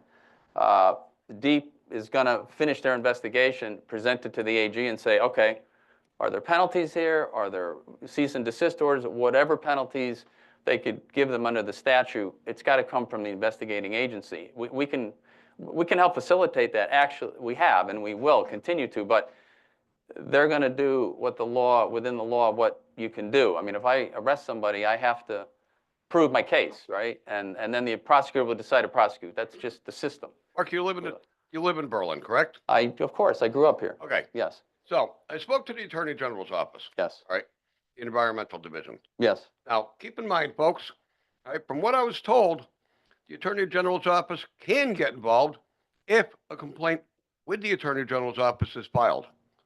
So if you want the AG's office involved, file a complaint with them. That'll force the hands of DEEP to sit there and do something instead of sitting on their hands, which is what they're doing now. That is everyone. This is coming directly from the Attorney General's office. That is everyone's right to file a complaint with whatever agency you want to file it with, and I certainly tell all of you, file as many complaints as you can. That's what gets you noticed. That's fine. But as a resident of Berlin, yes, okay, you as a resident can reach out to the AG's office. Anybody can. All right, and say, Correct. listen, there's Yes. a lot of residents here that are complaining, they're getting sick, okay? Everybody. Yeah. Can you do something? So all of you, you're all residents. Well, I guess I'm curious. I know Ryan reached out. I saw the correspondence, right, that you said to them. So I wish they were here. I was hoping that I was told they were going to be here, but we can find out from them what they think of the whole matter. But If they're looking at it, The but only way to shut this place down, well, okay, is all of us file a complaint with the AG's office. If they get, say, 50 complaints, all right, they're gonna reach out to DEEP, pull their paperwork and say, oh, okay, this is not kosher, people are getting maybe, sick. maybe. Shut them down. Yeah, I mean, maybe. We don't know what they're going to do. They have the bite. They do. They're the state's attorney. I mean, they're the attorney for for all of us. I mean, So let's all file a complaint with the AG's office. All right. So could I just finish? Let me just finish. Is anyone next? Well, who? Let's yeah. And then I'm gonna get then I'm gonna do the online person. Then we'll get back to you guys. We will. Sorry. Just trying to get everybody, and then we'll go back. We'll circle back. Yeah. Yeah. Oh, it's fine. I'll just be brief. My name's Alden Johnson. I live in Rocky Hill. I come here to visit my father, and I bring I got two little kids I bring to visit their grandfather. And the smell, obviously, we're all talked about it. I just think that we need to also look at it from a psychological perspective. And I don't think we're looking at that, right? Like the smell in the human body, a noxious smell is something that's dangerous, right? It's something that cues us in that we have rotten food, that we're poisoned, right? It is bad. And even if they come and say it's fine, right? That noxious smell is still causing stress. Obviously, people are stressed, right? It is causing a stress reaction for people every day. And then the other thing that I'm sitting here and I can't believe I have to ask this, but have we swiped the cars? Right? Have we taken samples? Because I understand, like I was in the military, so like I understand bureaucratic nonsense, right? And I understand like the particulates, but like how have we not had the public health to come and like swipe the cars? Cause like, let's say it's like not coming from there. Let's say we swipe it and it's coming from the fires that are occurring, right? Wouldn't that be good to know? Do we know that? Because I find it shocking that we sit up here and we're talking about the particulates on the cars and stuff, and we actually don't even know whether it's just maybe a lot of pollen or mixed from trees burning or organic materials that could be coming from, you know, this place that's just like spewing it out, right? So that's all. I don't know. I'm shocked because I'm just kind of new to this, really, after I smelled it driving through here the other day. Sure. No, that's a good observation. So I feel like that should be brought. And also the again, maybe as a public health thing, maybe we push that as a psychological thing, because again, people are stressed and it's driving them it's driving them insane, as he's saying. And there's a reason for that, right? Our senses, our sense of hearing, our sense of smell, like gets danger, right? Lack of sleep, of course. Yeah. And Appreciate. so that's it. Thank you. Appreciate that. Just on the particulates, just out of, on the, well, you can stay if you like. It's all right. Sit down. The Ford dealership. I've been to the Ford dealership, and I haven't spoken to you, but I've spoken to folks inside. 3 different folks were talking to me one day about it, and the same thing they had with the odor, though. I mean, because I asked, the odor, the stuff on the cars. Now, they did not tell me that it was on their cars every day, and they have not told me that. And they also said they had, just as an example, this is what I mean. This is why it's a difficult problem. We're going to solve it. But they said 3 different customers were there that day. One customer said, I don't smell anything. One customer said it smells great. And the third one said it stinks. So, I mean, that's their characterization, not mine. I'm just telling you. I mean, I've asked all around there. I've been around. I've driven around. I get so many different answers. It's really quite unbelievable to me, just as a, yeah, everybody's different. But just so, that's it. We haven't taken, somebody online. Let's take the online person. They've been waiting. Yeah. Thank you. Can you hear me? Yes. Great. Thank you so much for taking my question over Zoom. I wanted to be there this evening and couldn't get out at work. My name is Catherine Meese. I live at 15 Main Street in East Berlin. I've lived in town for 20 years. My daughter's daycare is where I can smell the smell the strongest. She's in a daycare that is on Worthington Ridge. I can smell the smell there almost every day, and it's pretty strong. We smell it at my house more often than we used to. And now that I feel like it's one of those things, once you're aware of that smell, you smell it wherever it happens to be that day. So I've smelled it all over town. My question is really more related. I'm hoping Deep can answer this question. I'm very curious about, especially since we're talking about, how one could go about shutting the business down. The business runs under a permit, and it's my understanding that any company who is emitting emissions into the air has to have some kind of air quality permitting in place. And I think what strikes me the most about what I've been hearing so far about this issue is that there doesn't seem to be any data that has been put forth in terms of,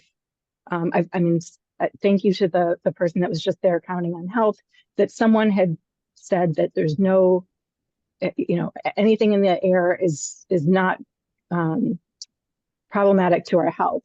But I haven't seen any published data I know we're talking about having some testing done in December, but this is a company that's been operating, I believe, since late 2022, if I'm not mistaken.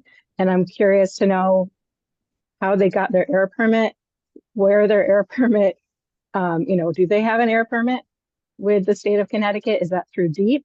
Is that through EPA? And how do they go about maintaining that permit? Is it something that has been checked since, especially with the smell? Like I said, I didn't used to smell the smell, but now that it is all the way into East Berlin, I've smelled it all the way in Kensington. Now that it's going so far, how do we know that whatever data was used under which their first permit was issued, how do we know that that hasn't changed? If anyone can inform me on just those particulars and the permitting process, I'd be really interested to know. Jacob. So, what we permit are generally, it's all based on the potential emissions of the facility, but it's, and not necessarily odor. It's power plants, large manufacturing facilities, the bulk, petroleum product storage terminals, chemical plants, that kind of stuff. This facility does not have an air quality permit issued by DEEP or EPA. And who, like, how does that happen? Like, how do we get? At this point, they don't trigger permitting. They don't. It's based on the math as to their potential emissions, and at this point, we don't have reason to believe that the facility triggers permitting under the Clean Air Act. Where is that math, though? Like, where is their data showing that they fall below whatever threshold would require that? Is that in the regulations, Jacob, or? So the threshold is in the regulations. It's in section 3A of the section 22A-174-3A of the regulations of Connecticut state agencies. If you look up the abatement of air pollution regulations, you'll just see section 3A. That's where the permitting thresholds are defined. Where are their outputs? Their documented? emissions. Yes. Well, we're doing the stack test, and we'll have the stack test results. So, But how is it determined that they didn't need an air quality permit? the only comment that I have is at this time, we do not have reason to believe that they trigger permitting under the Clean Air Act. But how do you know that? If there's, I'm not trying to be disrespectful here. I'm trying to understand.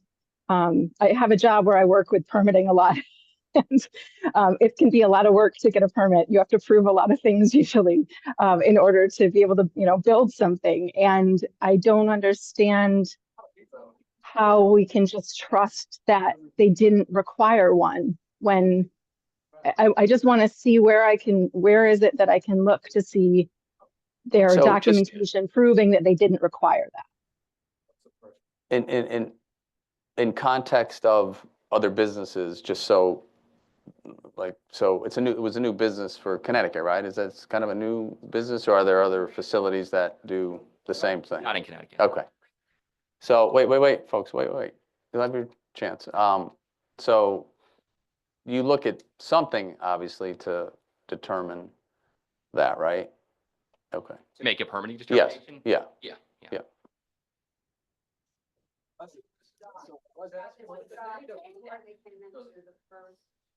The first company in Connecticut, nothing was done prior. And they were ramping up, so how could you take a baseline and then consider it the full? Well, because they said. Okay, so I don't want to comment on broad statements like nothing was done or anything like that. I'm strictly speaking to the permitting provisions of the Clean Air Act, right? And based on our permitting rules, there is no reason at this time to believe. Well, the obligation is on the project proponent to apply for the permit. And we do not have reason to believe at this time that a permit is triggered. If based on the stack test results, the potential emissions of the facility trigger the permitting thresholds under section 3A of our regulations, that would be a different story. As to the permitting process, what are the substantive requirements of the permitting process? It's a level of emission control called best available control technology, which will end up being the regenerative thermal oxidizer. It could actually be less stringent than that theoretically. So we're getting to the same place either way. But we're not. But just- Because that permit, like Catherine said, Well- could prevent what is happening today. They're burning, Well- cooking 50 tons of old food per day. How does that not? All right. I mean, you know, one of the things you guys, I know you all realize this, but you know, we are all bound by our statutes, our regulations, our laws, right? Unfortunately, or fortunately. No, we are looking out for everybody, but you know, the regulations and the laws sometimes need to be tweaked if they're not doing their job. Yeah, go ahead. Just a clarification yeah. about what, is it Jacob? Yes. Yeah. What Jacob just talked about is an air permit, right? So the permit that Bright Feeds has from DEEP is a food waste composting permit. That's their permit. They do. They have, I'm looking at the DEEP website right now, and it shows Berlin, 76 Fuller Way, Bright Feeds, 450 tons per day with DEEP packaging, food waste into animal feed supplement, and it's got a contact for the permit. Yeah. Well, oh, yeah, We want to see Gabby Fragon is Sure. online. Maybe she would like to. that'd be great. Sure. Gabby? Oh. There we are. No, you're good. Oh, you're good. My name's Gabrielle Freegon, and I'm the Director of the Waste Engineering and Enforcement Division. And I'm happy to be here this evening. Unfortunately, I'm remote.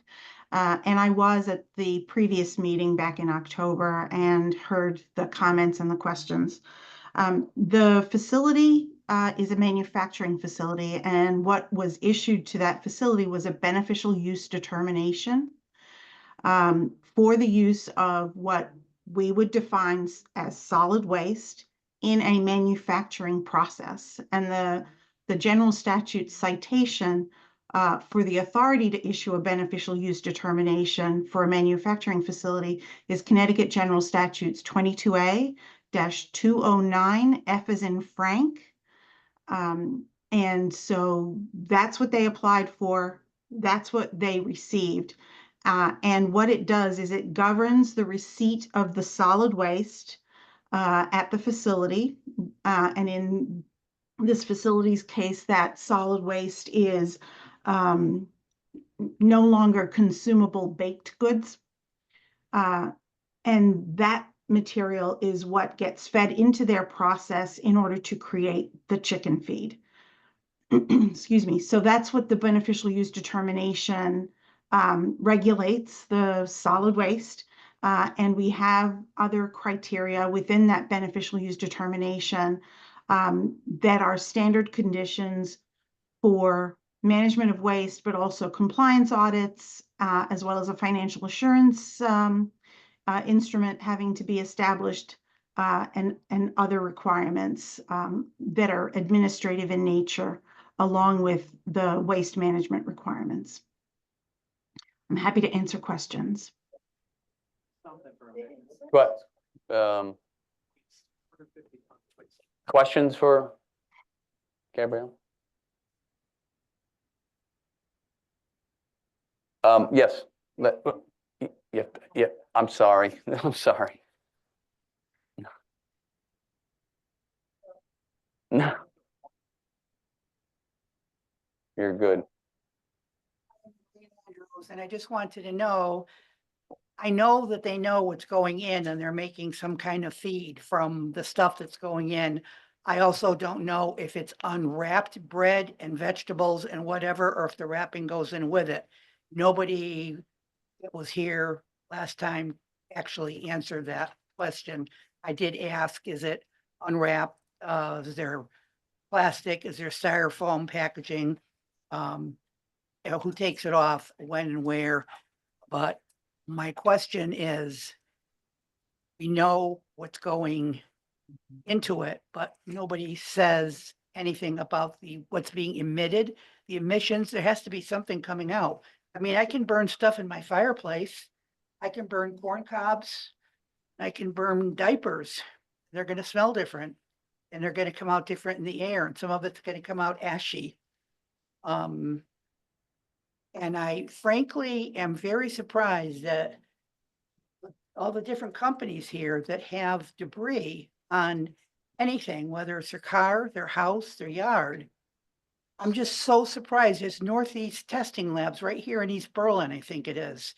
All you gotta do is gather up a scoop and go down and say, what is this? And pay them. I don't even know how much it costs. If it's not a lot, I would do it myself.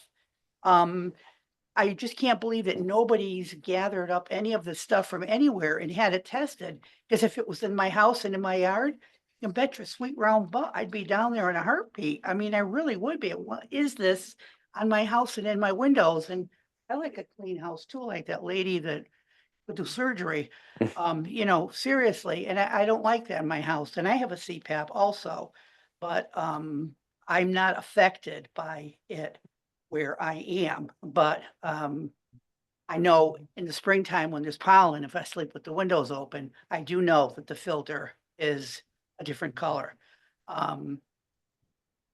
So anyway, I don't know why nobody's had to test it. I think there's even a testing place on Woodlawn, but I think that's more metals and metallurgical.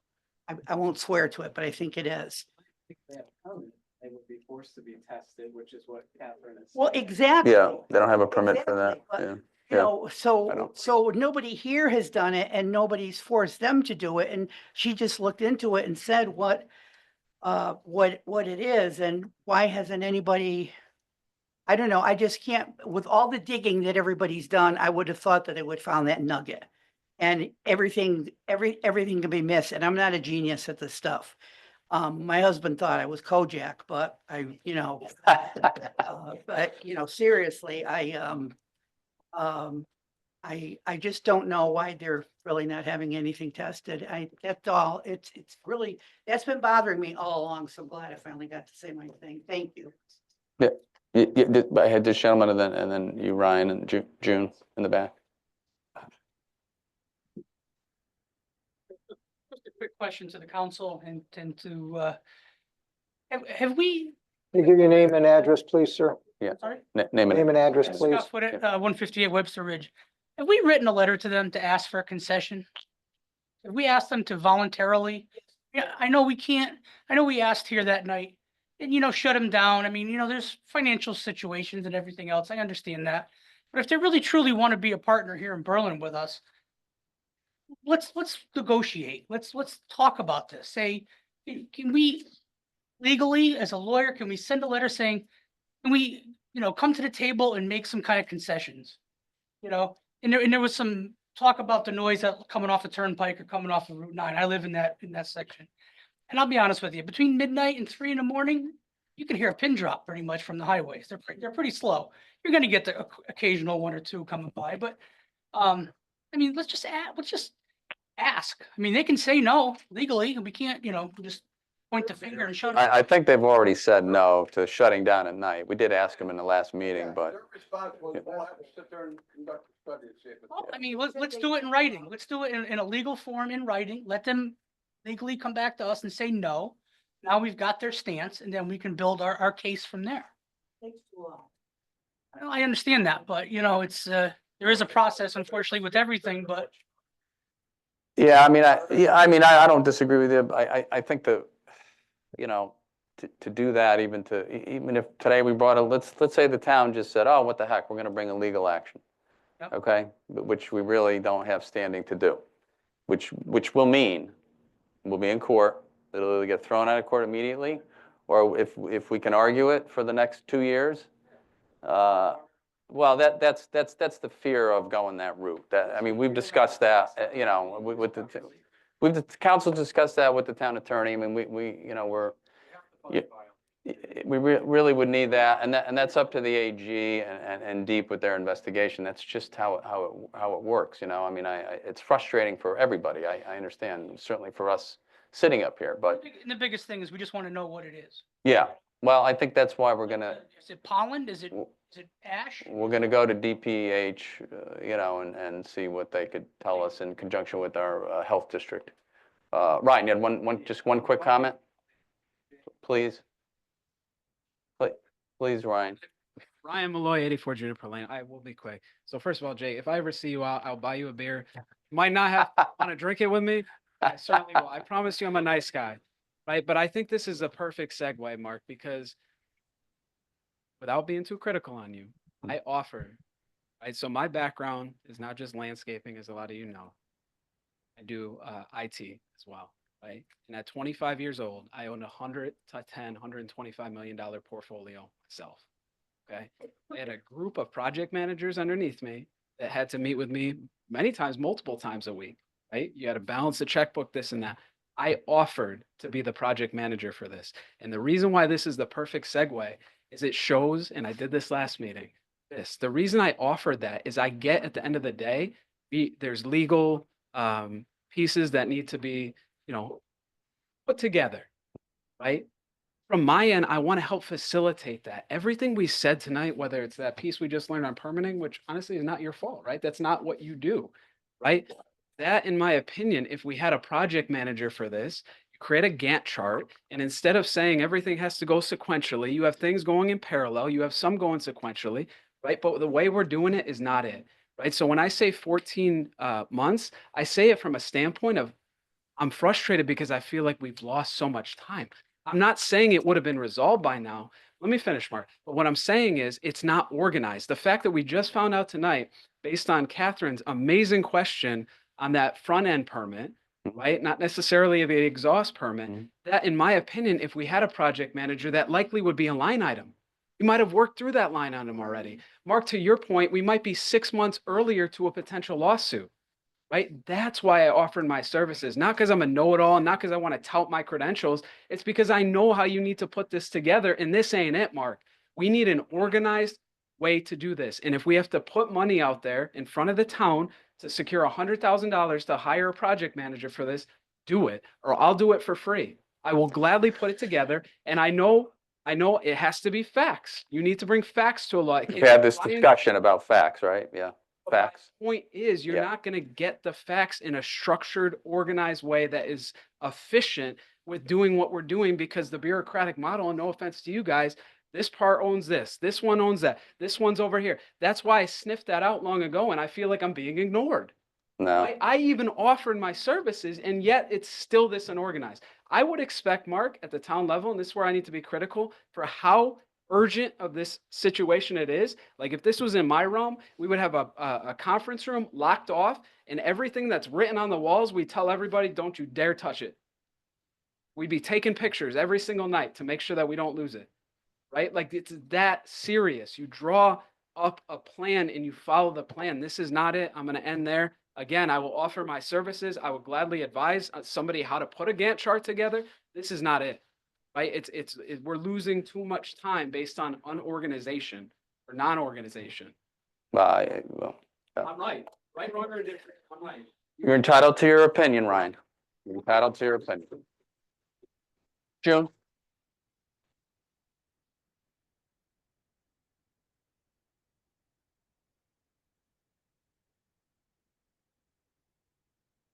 Good evening. My name is June Daly. I'm at 67 Homecrest in Berlin. I was at last meeting and I'm at this meeting as well. First, I want to thank the town council and the attorney and all the community members for putting their input. I think we can't do it without all of these pieces of the puzzle. I have a two-part, I guess, response if it's possible. One first goes to Senator Lopes. And I'm trying to understand what your role is here or how you're relating with DEEP. Like, are you over DEEP? Is DEEP over you? Are you working with DEEP to find a solution? I know you had mentioned that we want to come to a solution. What does a solution look like to you? Secondly, with DEEP, you had mentioned there were 10 on-site visits. And on the 14th or 15th of May, there was something that you had written up, a complaint or something. And were all 10 visits at nuisance level, or was it just the one that the complaint was written on? And the reason I'm asking is we have a lot of the community that want to help. And we keep hearing last time and this time, it's different for different people. I'm also hearing tonight more so We need to get it in writing. We need to track this. Would it be helpful to DEEP to have a common form that we could submit to you individually at all times of day or night? I'm experiencing this. I vomited. I had a headache. My child, I smelled it in this neighborhood, on this street, for these hours. Would that help contribute toward maybe another air concern or quality concern that you were talking that they don't fall under? Is that something that they could also contribute? And then I guess a third section, feeds, Bright Feeds is saying how they are helping the community they'd like to, but when they only diminish 30% out of 100% that night, whoever he visited somebody's home, and why wasn't that done before? And not just because someone had called and had him come over was a little concerning. And then also the 70-foot smokestack. I come from around Chicago and St. Louis and some of the bigger cities that a taller smokestack doesn't get rid of the problem. It just elevates it, maybe dissipates it, but in those towns, it's still smoky, it's still there, the smell's still there. And then I'm more one for a resolution. And then also back to Senator Lopes, what is our expectation or DEEP? Should we be able to reach a zero smell? Should we be able to reach a zero sound? Can we have Should. that as an ultimate goal as a community? Because that's how it was before the factory had come. Thank you. All right, thank you. So have everyone, did you, there's still somebody online? Okay, yep, All right. Jacob. Tell me if I missed any part of this, but for the complaints, you can absolutely submit complaints to us. I'm gonna have to, I don't remember the complaint email address off the top of my head, but I will get it to you. We can look it up right now. And you can absolutely feel free to submit complaints to us. I would say if the complaints are about specific health effects that you're experiencing, you should also include the health district on those. Since again, that falls within kind of the public health realm. But yeah, absolutely submit complaints to us. Your question about like dilution or this dispersion enhancements, I mean, you're absolutely correct. What they're doing and what they are exploring doing would enhance dispersion. It doesn't actually reduce the concentration of the air contaminants that are doesn't reduce the mass of the air contaminants that are emitted. It could reduce the concentration. So if you were to model it out, the ground level concentrate when you enhance dispersion by increasing either temperature or the stack gas velocity or the stack height, the ground level concentrations will generally be much lower than they were before you made those enhancements. But so that is generally true, saving some weird kind of topography building downwash issues that we don't really experience here. However, the regenerative thermal oxidizer will have the effect of reducing the mass emissions. So it's not just a dispersion enhancement, but you're actually reducing the mass of the emissions that are coming out of the stacks. Hopefully that answers that question. If I can clarify that, let me know. Okay. Yeah, it's a percentage reduction. Right.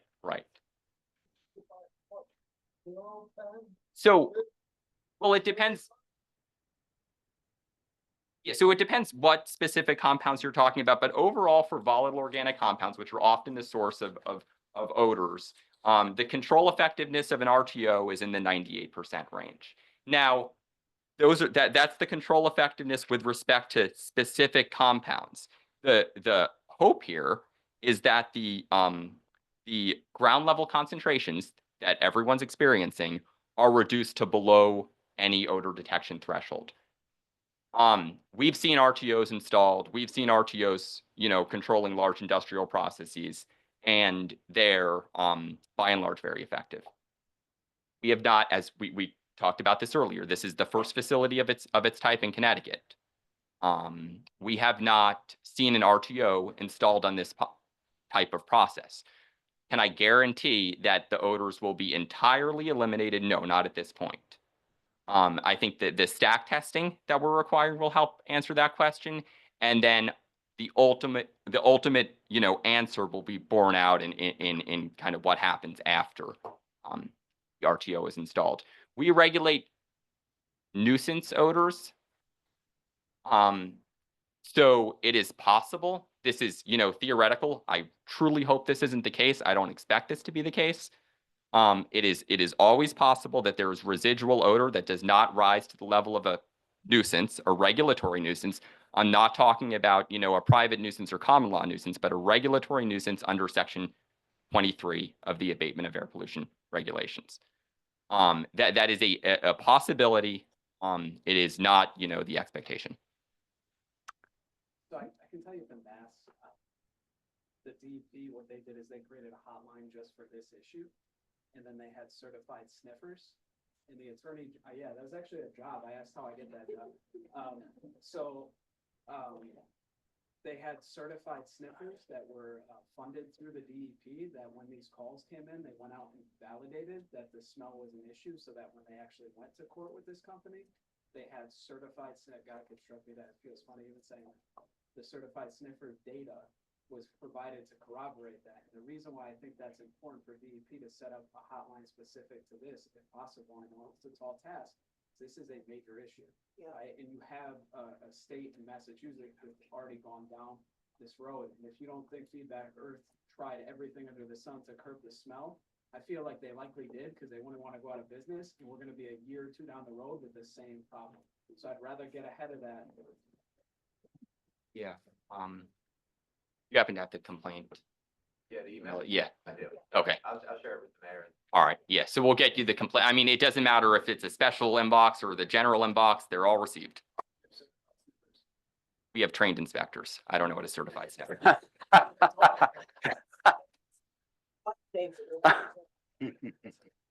they said they go out at all hours and whatnot, because that's the thing, like it could be at 2 a.m. Well, that person. Yeah, I'm not sure exactly what you're referring to, but we do have a trained inspection staff that's qualified to make these determinations as to nuisance odors. No, that's what I was gonna say. What's the threshold of a nuisance? That's the hardest thing to determine. Yeah, so there's a definition in the regulation. I'm not gonna, you know, recite the definition. I couldn't recite the definition right now, but there's a specific definition in the regulation in Section 23. That's what we're looking at. Since it's the first in Connecticut, we're obviously on all the grounds. Yeah, it's not the first odor nuisance case in Connecticut. No, We deal with the first plant. Yes, sir. Overly investigated. Has anybody thought to sit there and check, look, United States, see if there's any other plant like this in another state outside of that? Is there anywhere else? I mean, that would be something for the state. All right, but Mary Catherine, you, and then is there one other person online you said? Catherine. Oh, okay. Catherine, you're up next, sorry. Go ahead, Mary Catherine. You're Mary Catherine. Mary Catherine LaRose, 26 Woodruff Lane in Kensington. Other than wanting to get up and show off my shirt, thank you, Linda. And there's more shirts available. Anyone online or anywhere else, there are shirts online through Linda. Anyway, I have to go back to quality of life. And one thing that stood out to me from the representative from the health district, when, and I'm sorry I didn't get your name, when she mentioned that there is something called a public health nuisance when smells cross property lines. If I know the sound is also a problem, and they're like two different things to drive you crazy, but this whole public health nuisance thing could be investigated more and documented more in writing by people who are suffering every single day with these with the problems from bright feeds. And the other thing I'd like to say is how disappointing it is. We had that meeting a month ago, and they were here and they spoke, and you know, it wasn't pleasant all the time. Excuse me.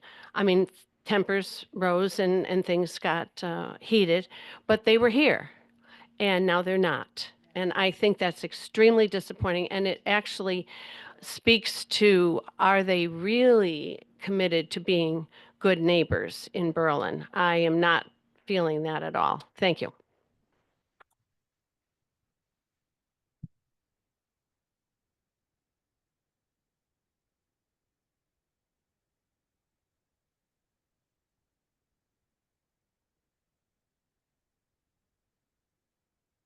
Catherine, did you want to speak again? Thank you. Yes, I'll be very brief. Again, Catherine Meese, 15 Main Street, East Berlin. I have one question for the deep and one also question. I'm wondering if I'm reading our zoning regulations correctly. I'm curious to know if Bright Seeds has, if they were given a beneficial use determination approval, as that seems to be something that would apply to them. And that is something that is issued by DEEP, as I understand. Yeah, that was the authorization that I referenced when Okay. I spoke a few minutes ago. They received a beneficial use determination pursuant to Connecticut General Statutes 22A-209 F as in Frank. Okay, and that application, is that something that's public record that we could be shared? Yeah, absolutely. The files are located in our records center, which is located at 79 Elm Street. I don't believe we have them electronically, but if we do have documents electronically, we can share those. Otherwise, the file room is open Tuesday, Wednesday, Thursday, and by appointment Mondays and Fridays. Thank you so much. I appreciate that, and that's encouraging. I'm sorry I missed the reference to it earlier. The other question I have is, our zoning regulations appear to require that any business doesn't have particulate matter and smoke, no offensive dust, any kind of emissions like that. And that's on page 160 of our zoning regulations. So I'm going back to the town. While obviously it's the state that's issuing the permits and things of that nature, I'm a little curious why we don't have a little more control over them from a town standpoint because of our zoning regs. I think the speaker must be talking about the environmental standards that are in the zoning regulations. I can certainly have a That's correct. Yeah, I can certainly have a conversation with the town planner about whether or not this has been reviewed. I can do that this week. Thank you so much.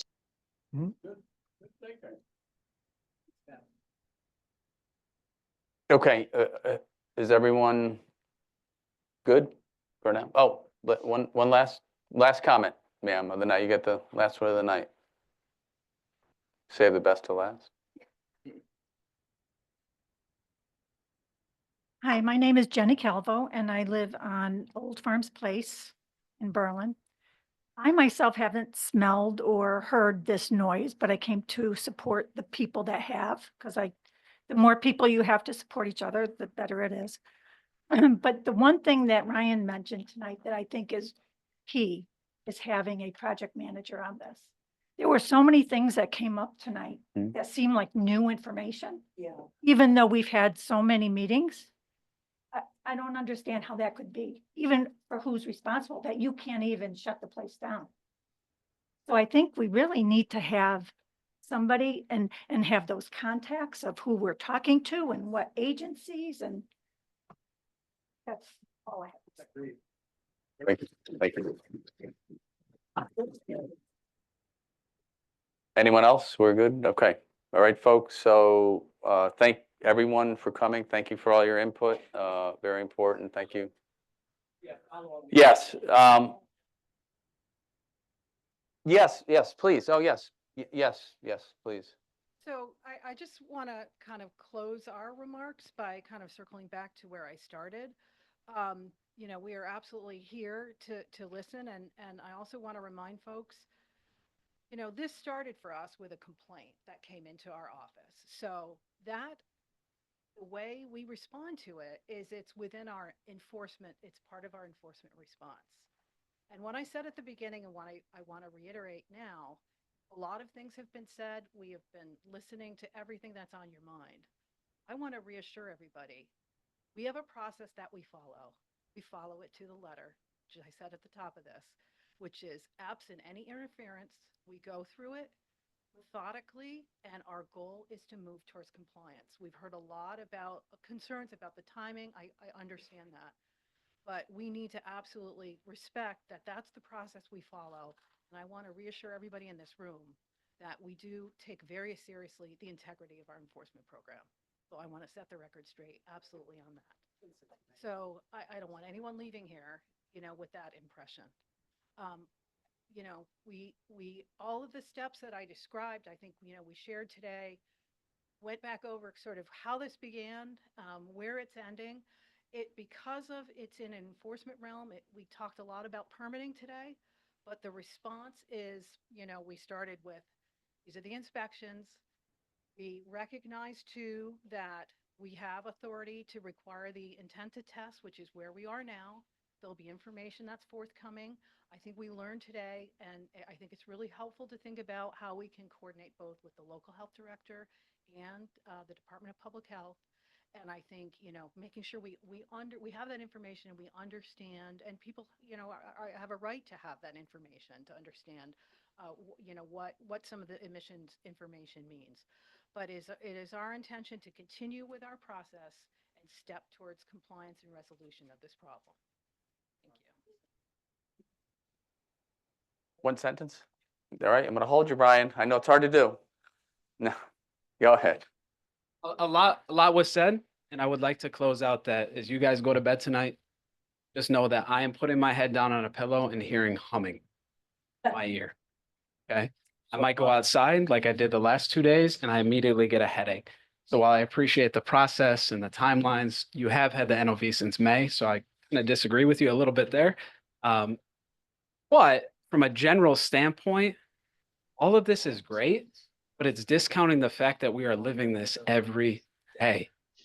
Every day, they should be shut down so that we can live our lives in peace until they're allowed to show compliance. This is backwards, in my opinion. I think everybody here thinks this is backwards.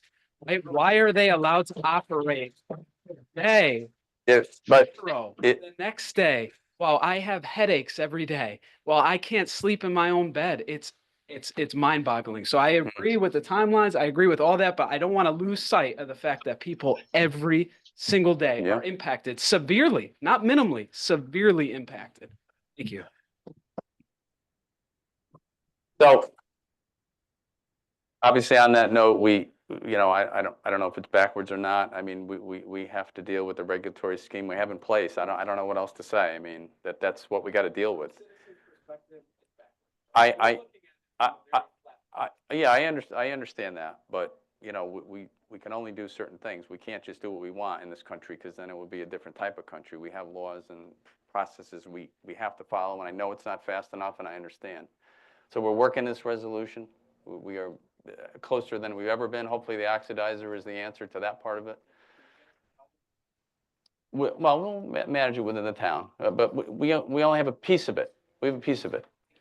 Well, it's been myself and Donna. We've been managing it. I mean, we're the ones talking to Deep, contacting, you know, talking with our attorney. I mean, we are managing what we can do with the town. Yeah.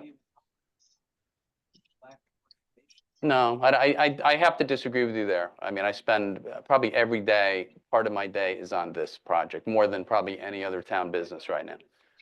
Yes. All right. Well, I'm not going to debate you, Brian. I'm not. No.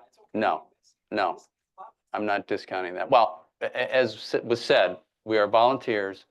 I give my time, you know, and I stood up to do it. But we have paid folks in town hall that are helping as well. Christy, the town manager, they're on this. This is a priority for the town. It is. Please don't go out there and say it isn't, because that will really, that's offensive to hear. Yes. For us to ask as citizens, where is the plan? We would like to see something. We have a plan. We are first of all, we can't do anything without DEEP's enforcement. I mean, the noise we're going to take care of, we'll see what it analyzes. But like I say, the initial analysis out of that supposedly new fancy machine is the decibel levels are within our statute. We'll see what the other readings show. If they don't show anything, I don't know what to tell you. I mean, we have to go by the science, right? Okay, is there a centralized document that has all of these actions, who owns it, where it currently stands? Is there a document that exists? Yes, we have documents that show. Well, because we've been talking to you. That's why we have these meetings, to share everything with you. That's why we're here. And you know, some folks I honestly said, I saw some stuff online that, wow, another 30 days, you know, we're trying to keep you up on the progress. That's why we're doing these meetings.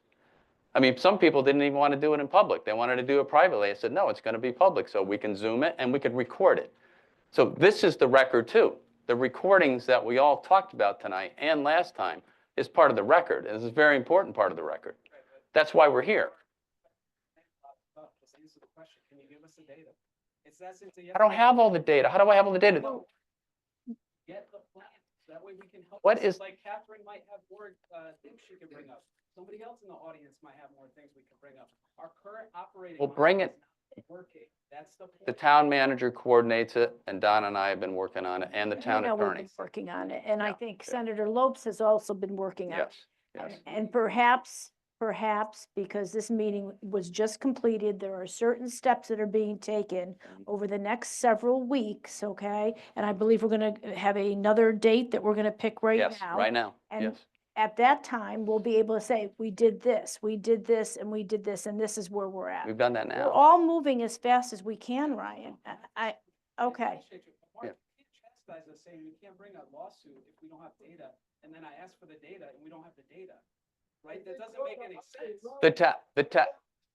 The town can't bring a lawsuit, but yes, but Data.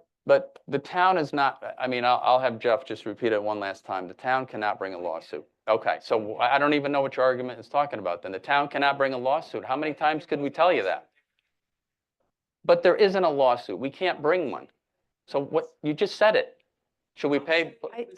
I think we need to right. move on with this. I think we need to move on. Yes. Okay, let's Huh? pick a date. Let's pick a date. When's the next meeting? What are we thinking?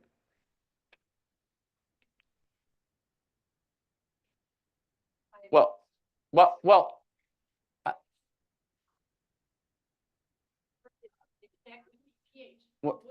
we just told you what's going on. Wait, FOI, what?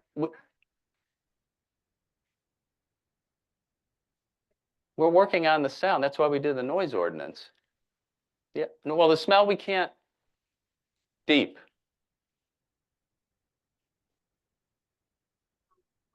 It's the noise ordinance. We're trying to enforce it. If we can enforce it, we will.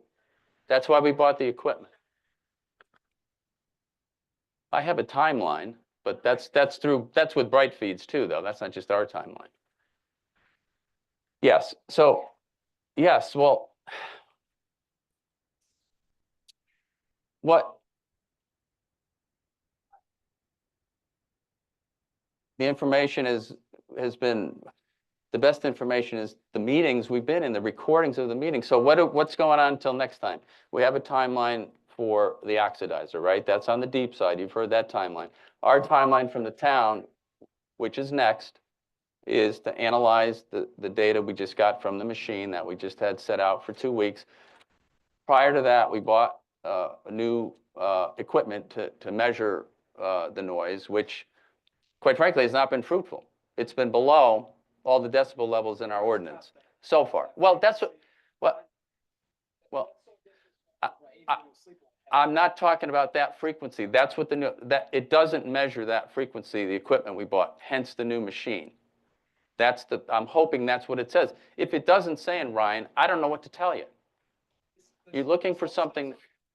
Yes. I'm just asking for a plan. It was that simple. to say, Yes. we have a plan, give it. We have, I'm telling you the plan. The next plan is to get the data. I'm telling you, oh my goodness, okay. I don't know what else to do, folks. Yes. No kidding. Yeah.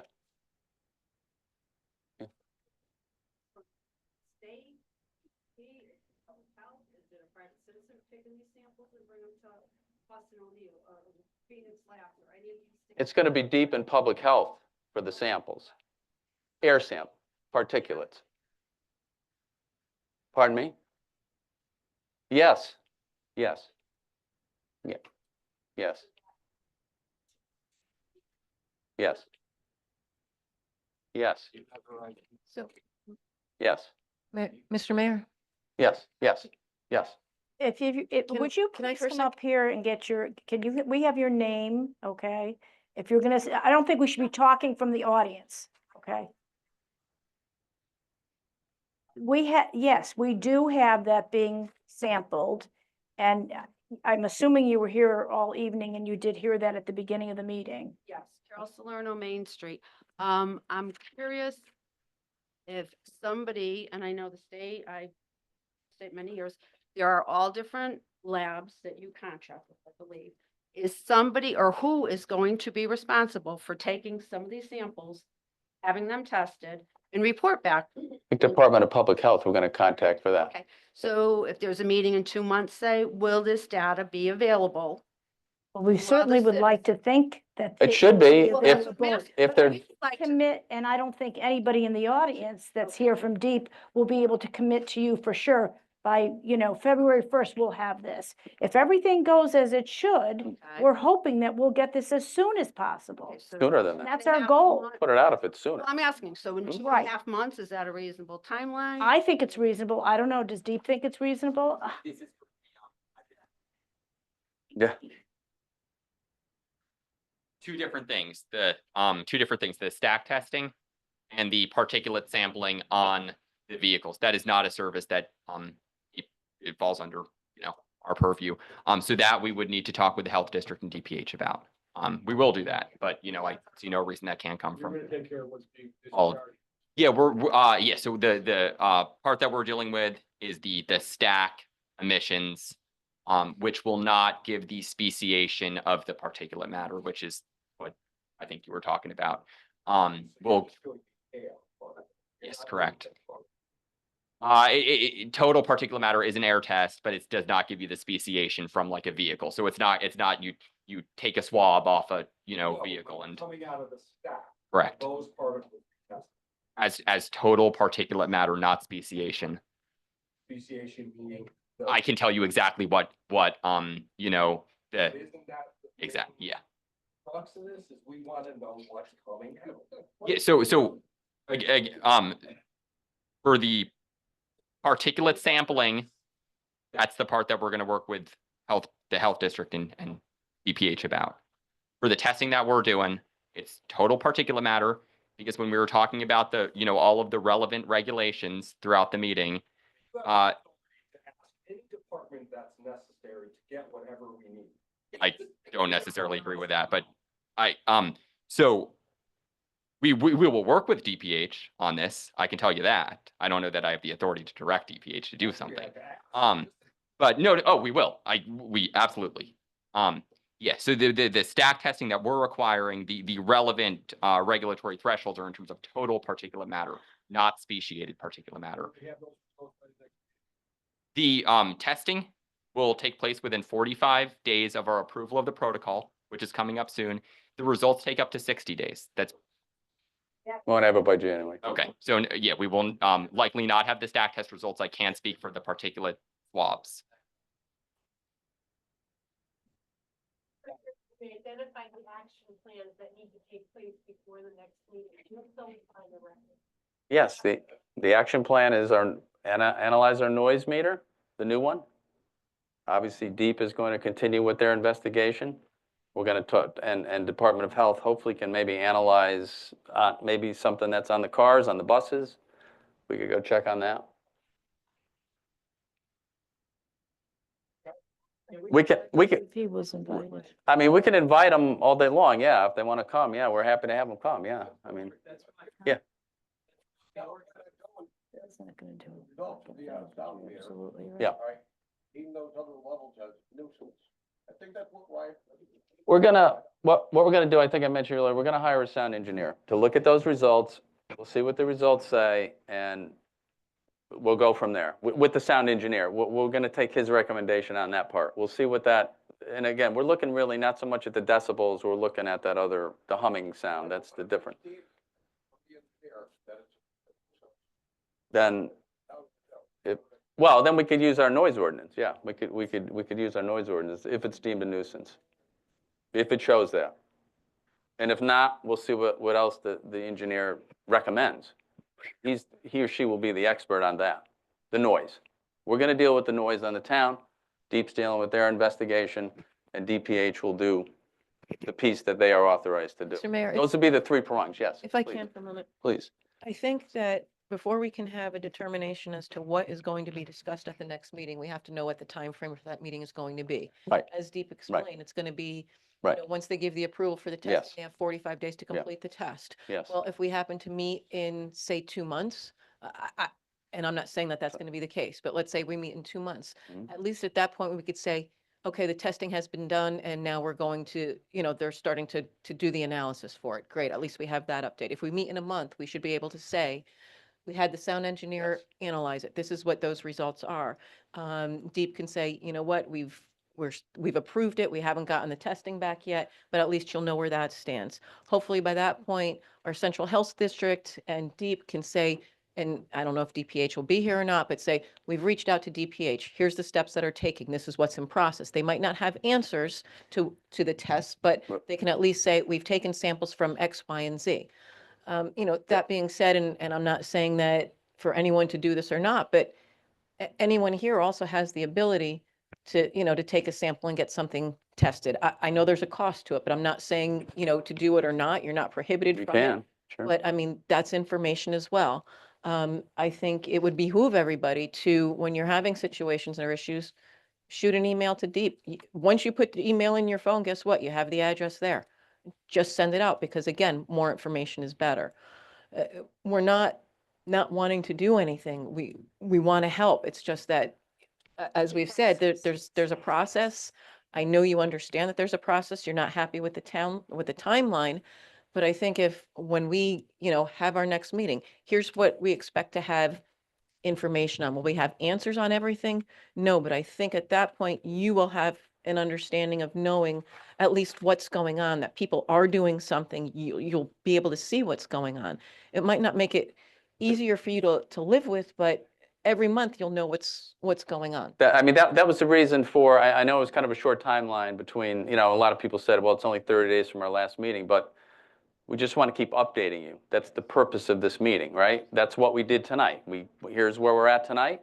And in probably, I'm thinking early January. I mean, we know not everything's going to be completed in early January, but we'll know where we got.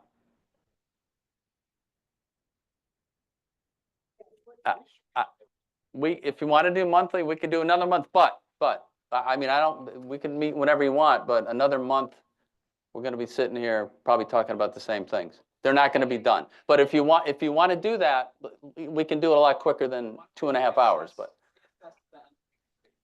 we can see what's done. If there's something done, we can have a quick meeting and we'll tell you what's going on. And we don't really, you know, I mean, we don't need to, we know there's a problem. We're all working to solve it. So yeah. Yeah. Yeah. Yeah. What's the action? You. Right, we need, that is critical. Oh, that's not my action plan. That's on Deep. I mean, I don't have any control over what they do. That lady controls that. She's with Deep.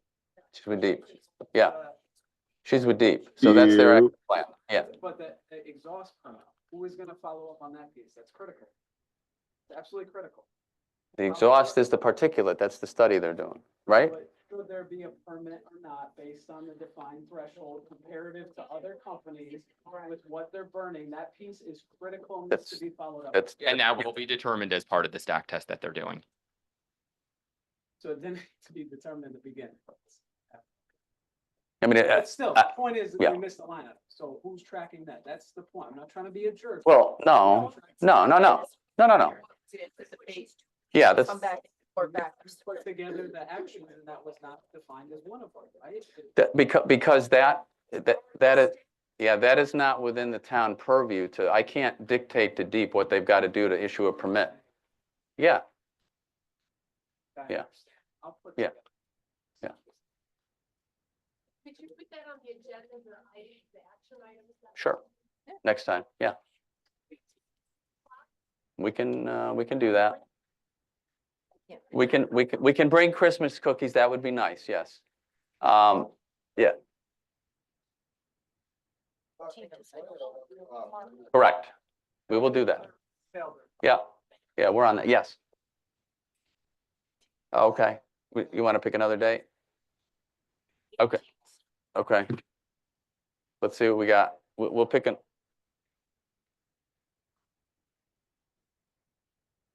Great idea.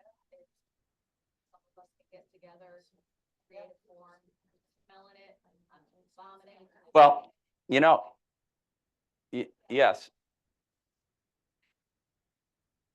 What I'd rather you do, I'd rather you call Christie in the town manager's office on a daily basis, hourly basis, I don't care. I mean, not 10 times a day for the same thing, but because you're right. I've tried to tell people that you got to send it to somebody so we can track it in town. And she would be the central point. I talk to her all the time about complaints. She tells me about some of the neighbors, and she smells it in her neighborhood. So just, yeah, what I'll do is she'll have the form. You call in and say, it's, December 1st, it's 9 in the morning. Here's what I smell. Here's what I hear. And where they live, of course, their address. I mean, yes, some people have been doing that, but not enough. It just hasn't happened. It's on social media. It's not to the town. You can email her too. Yes. You can email. Either way, we'll try and we'll handle it, but email Christie Sullivan at Town Hall. Yeah. Put it in an email. Just put that, email it to Christie Sullivan at Town of Berlin. Yeah. C. Sullivan. Yeah, that way we can track it in the meantime, right? So the date, well, let's get the date before we go. Let's get the date. What are we thinking, folks?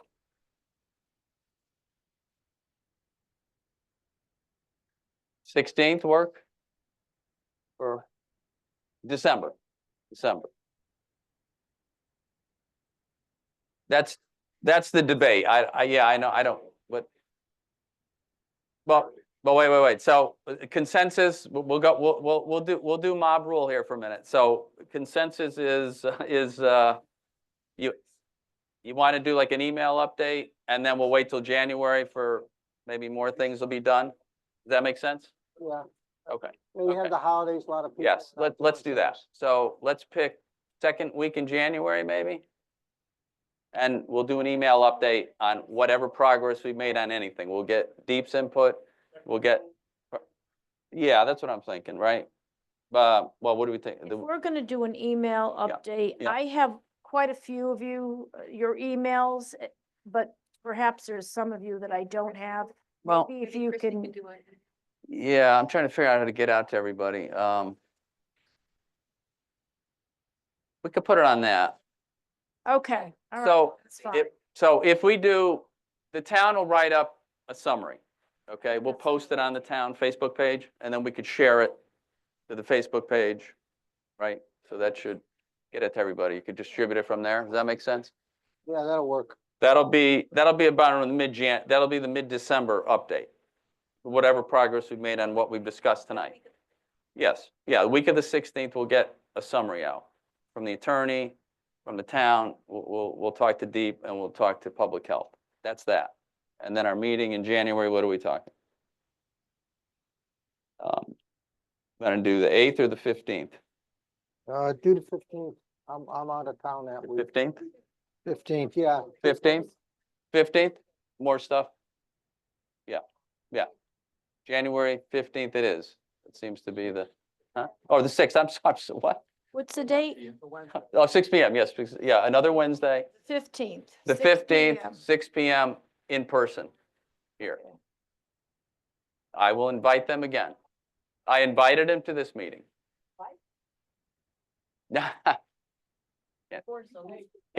Cannot force them to do that. Thank you all for your participation. I wish I had that authority. I don't have that authority. Thank you. All right. Thank you Thank you. all very much. Thank you so much. You'll all be kept, thank you, Ryan. Motion, do we need a motion Yeah. to adjourn? Yes, We gotta go in. No, we have to do a session, Yeah. executive session, never mind. yeah. That's fine. Sure. Yeah, I'm gonna type up my notes too, and I'll send them to you just so that we have them, because you. I'll you have Christie forget. put it together. Yeah. I'll talk to Adrian later.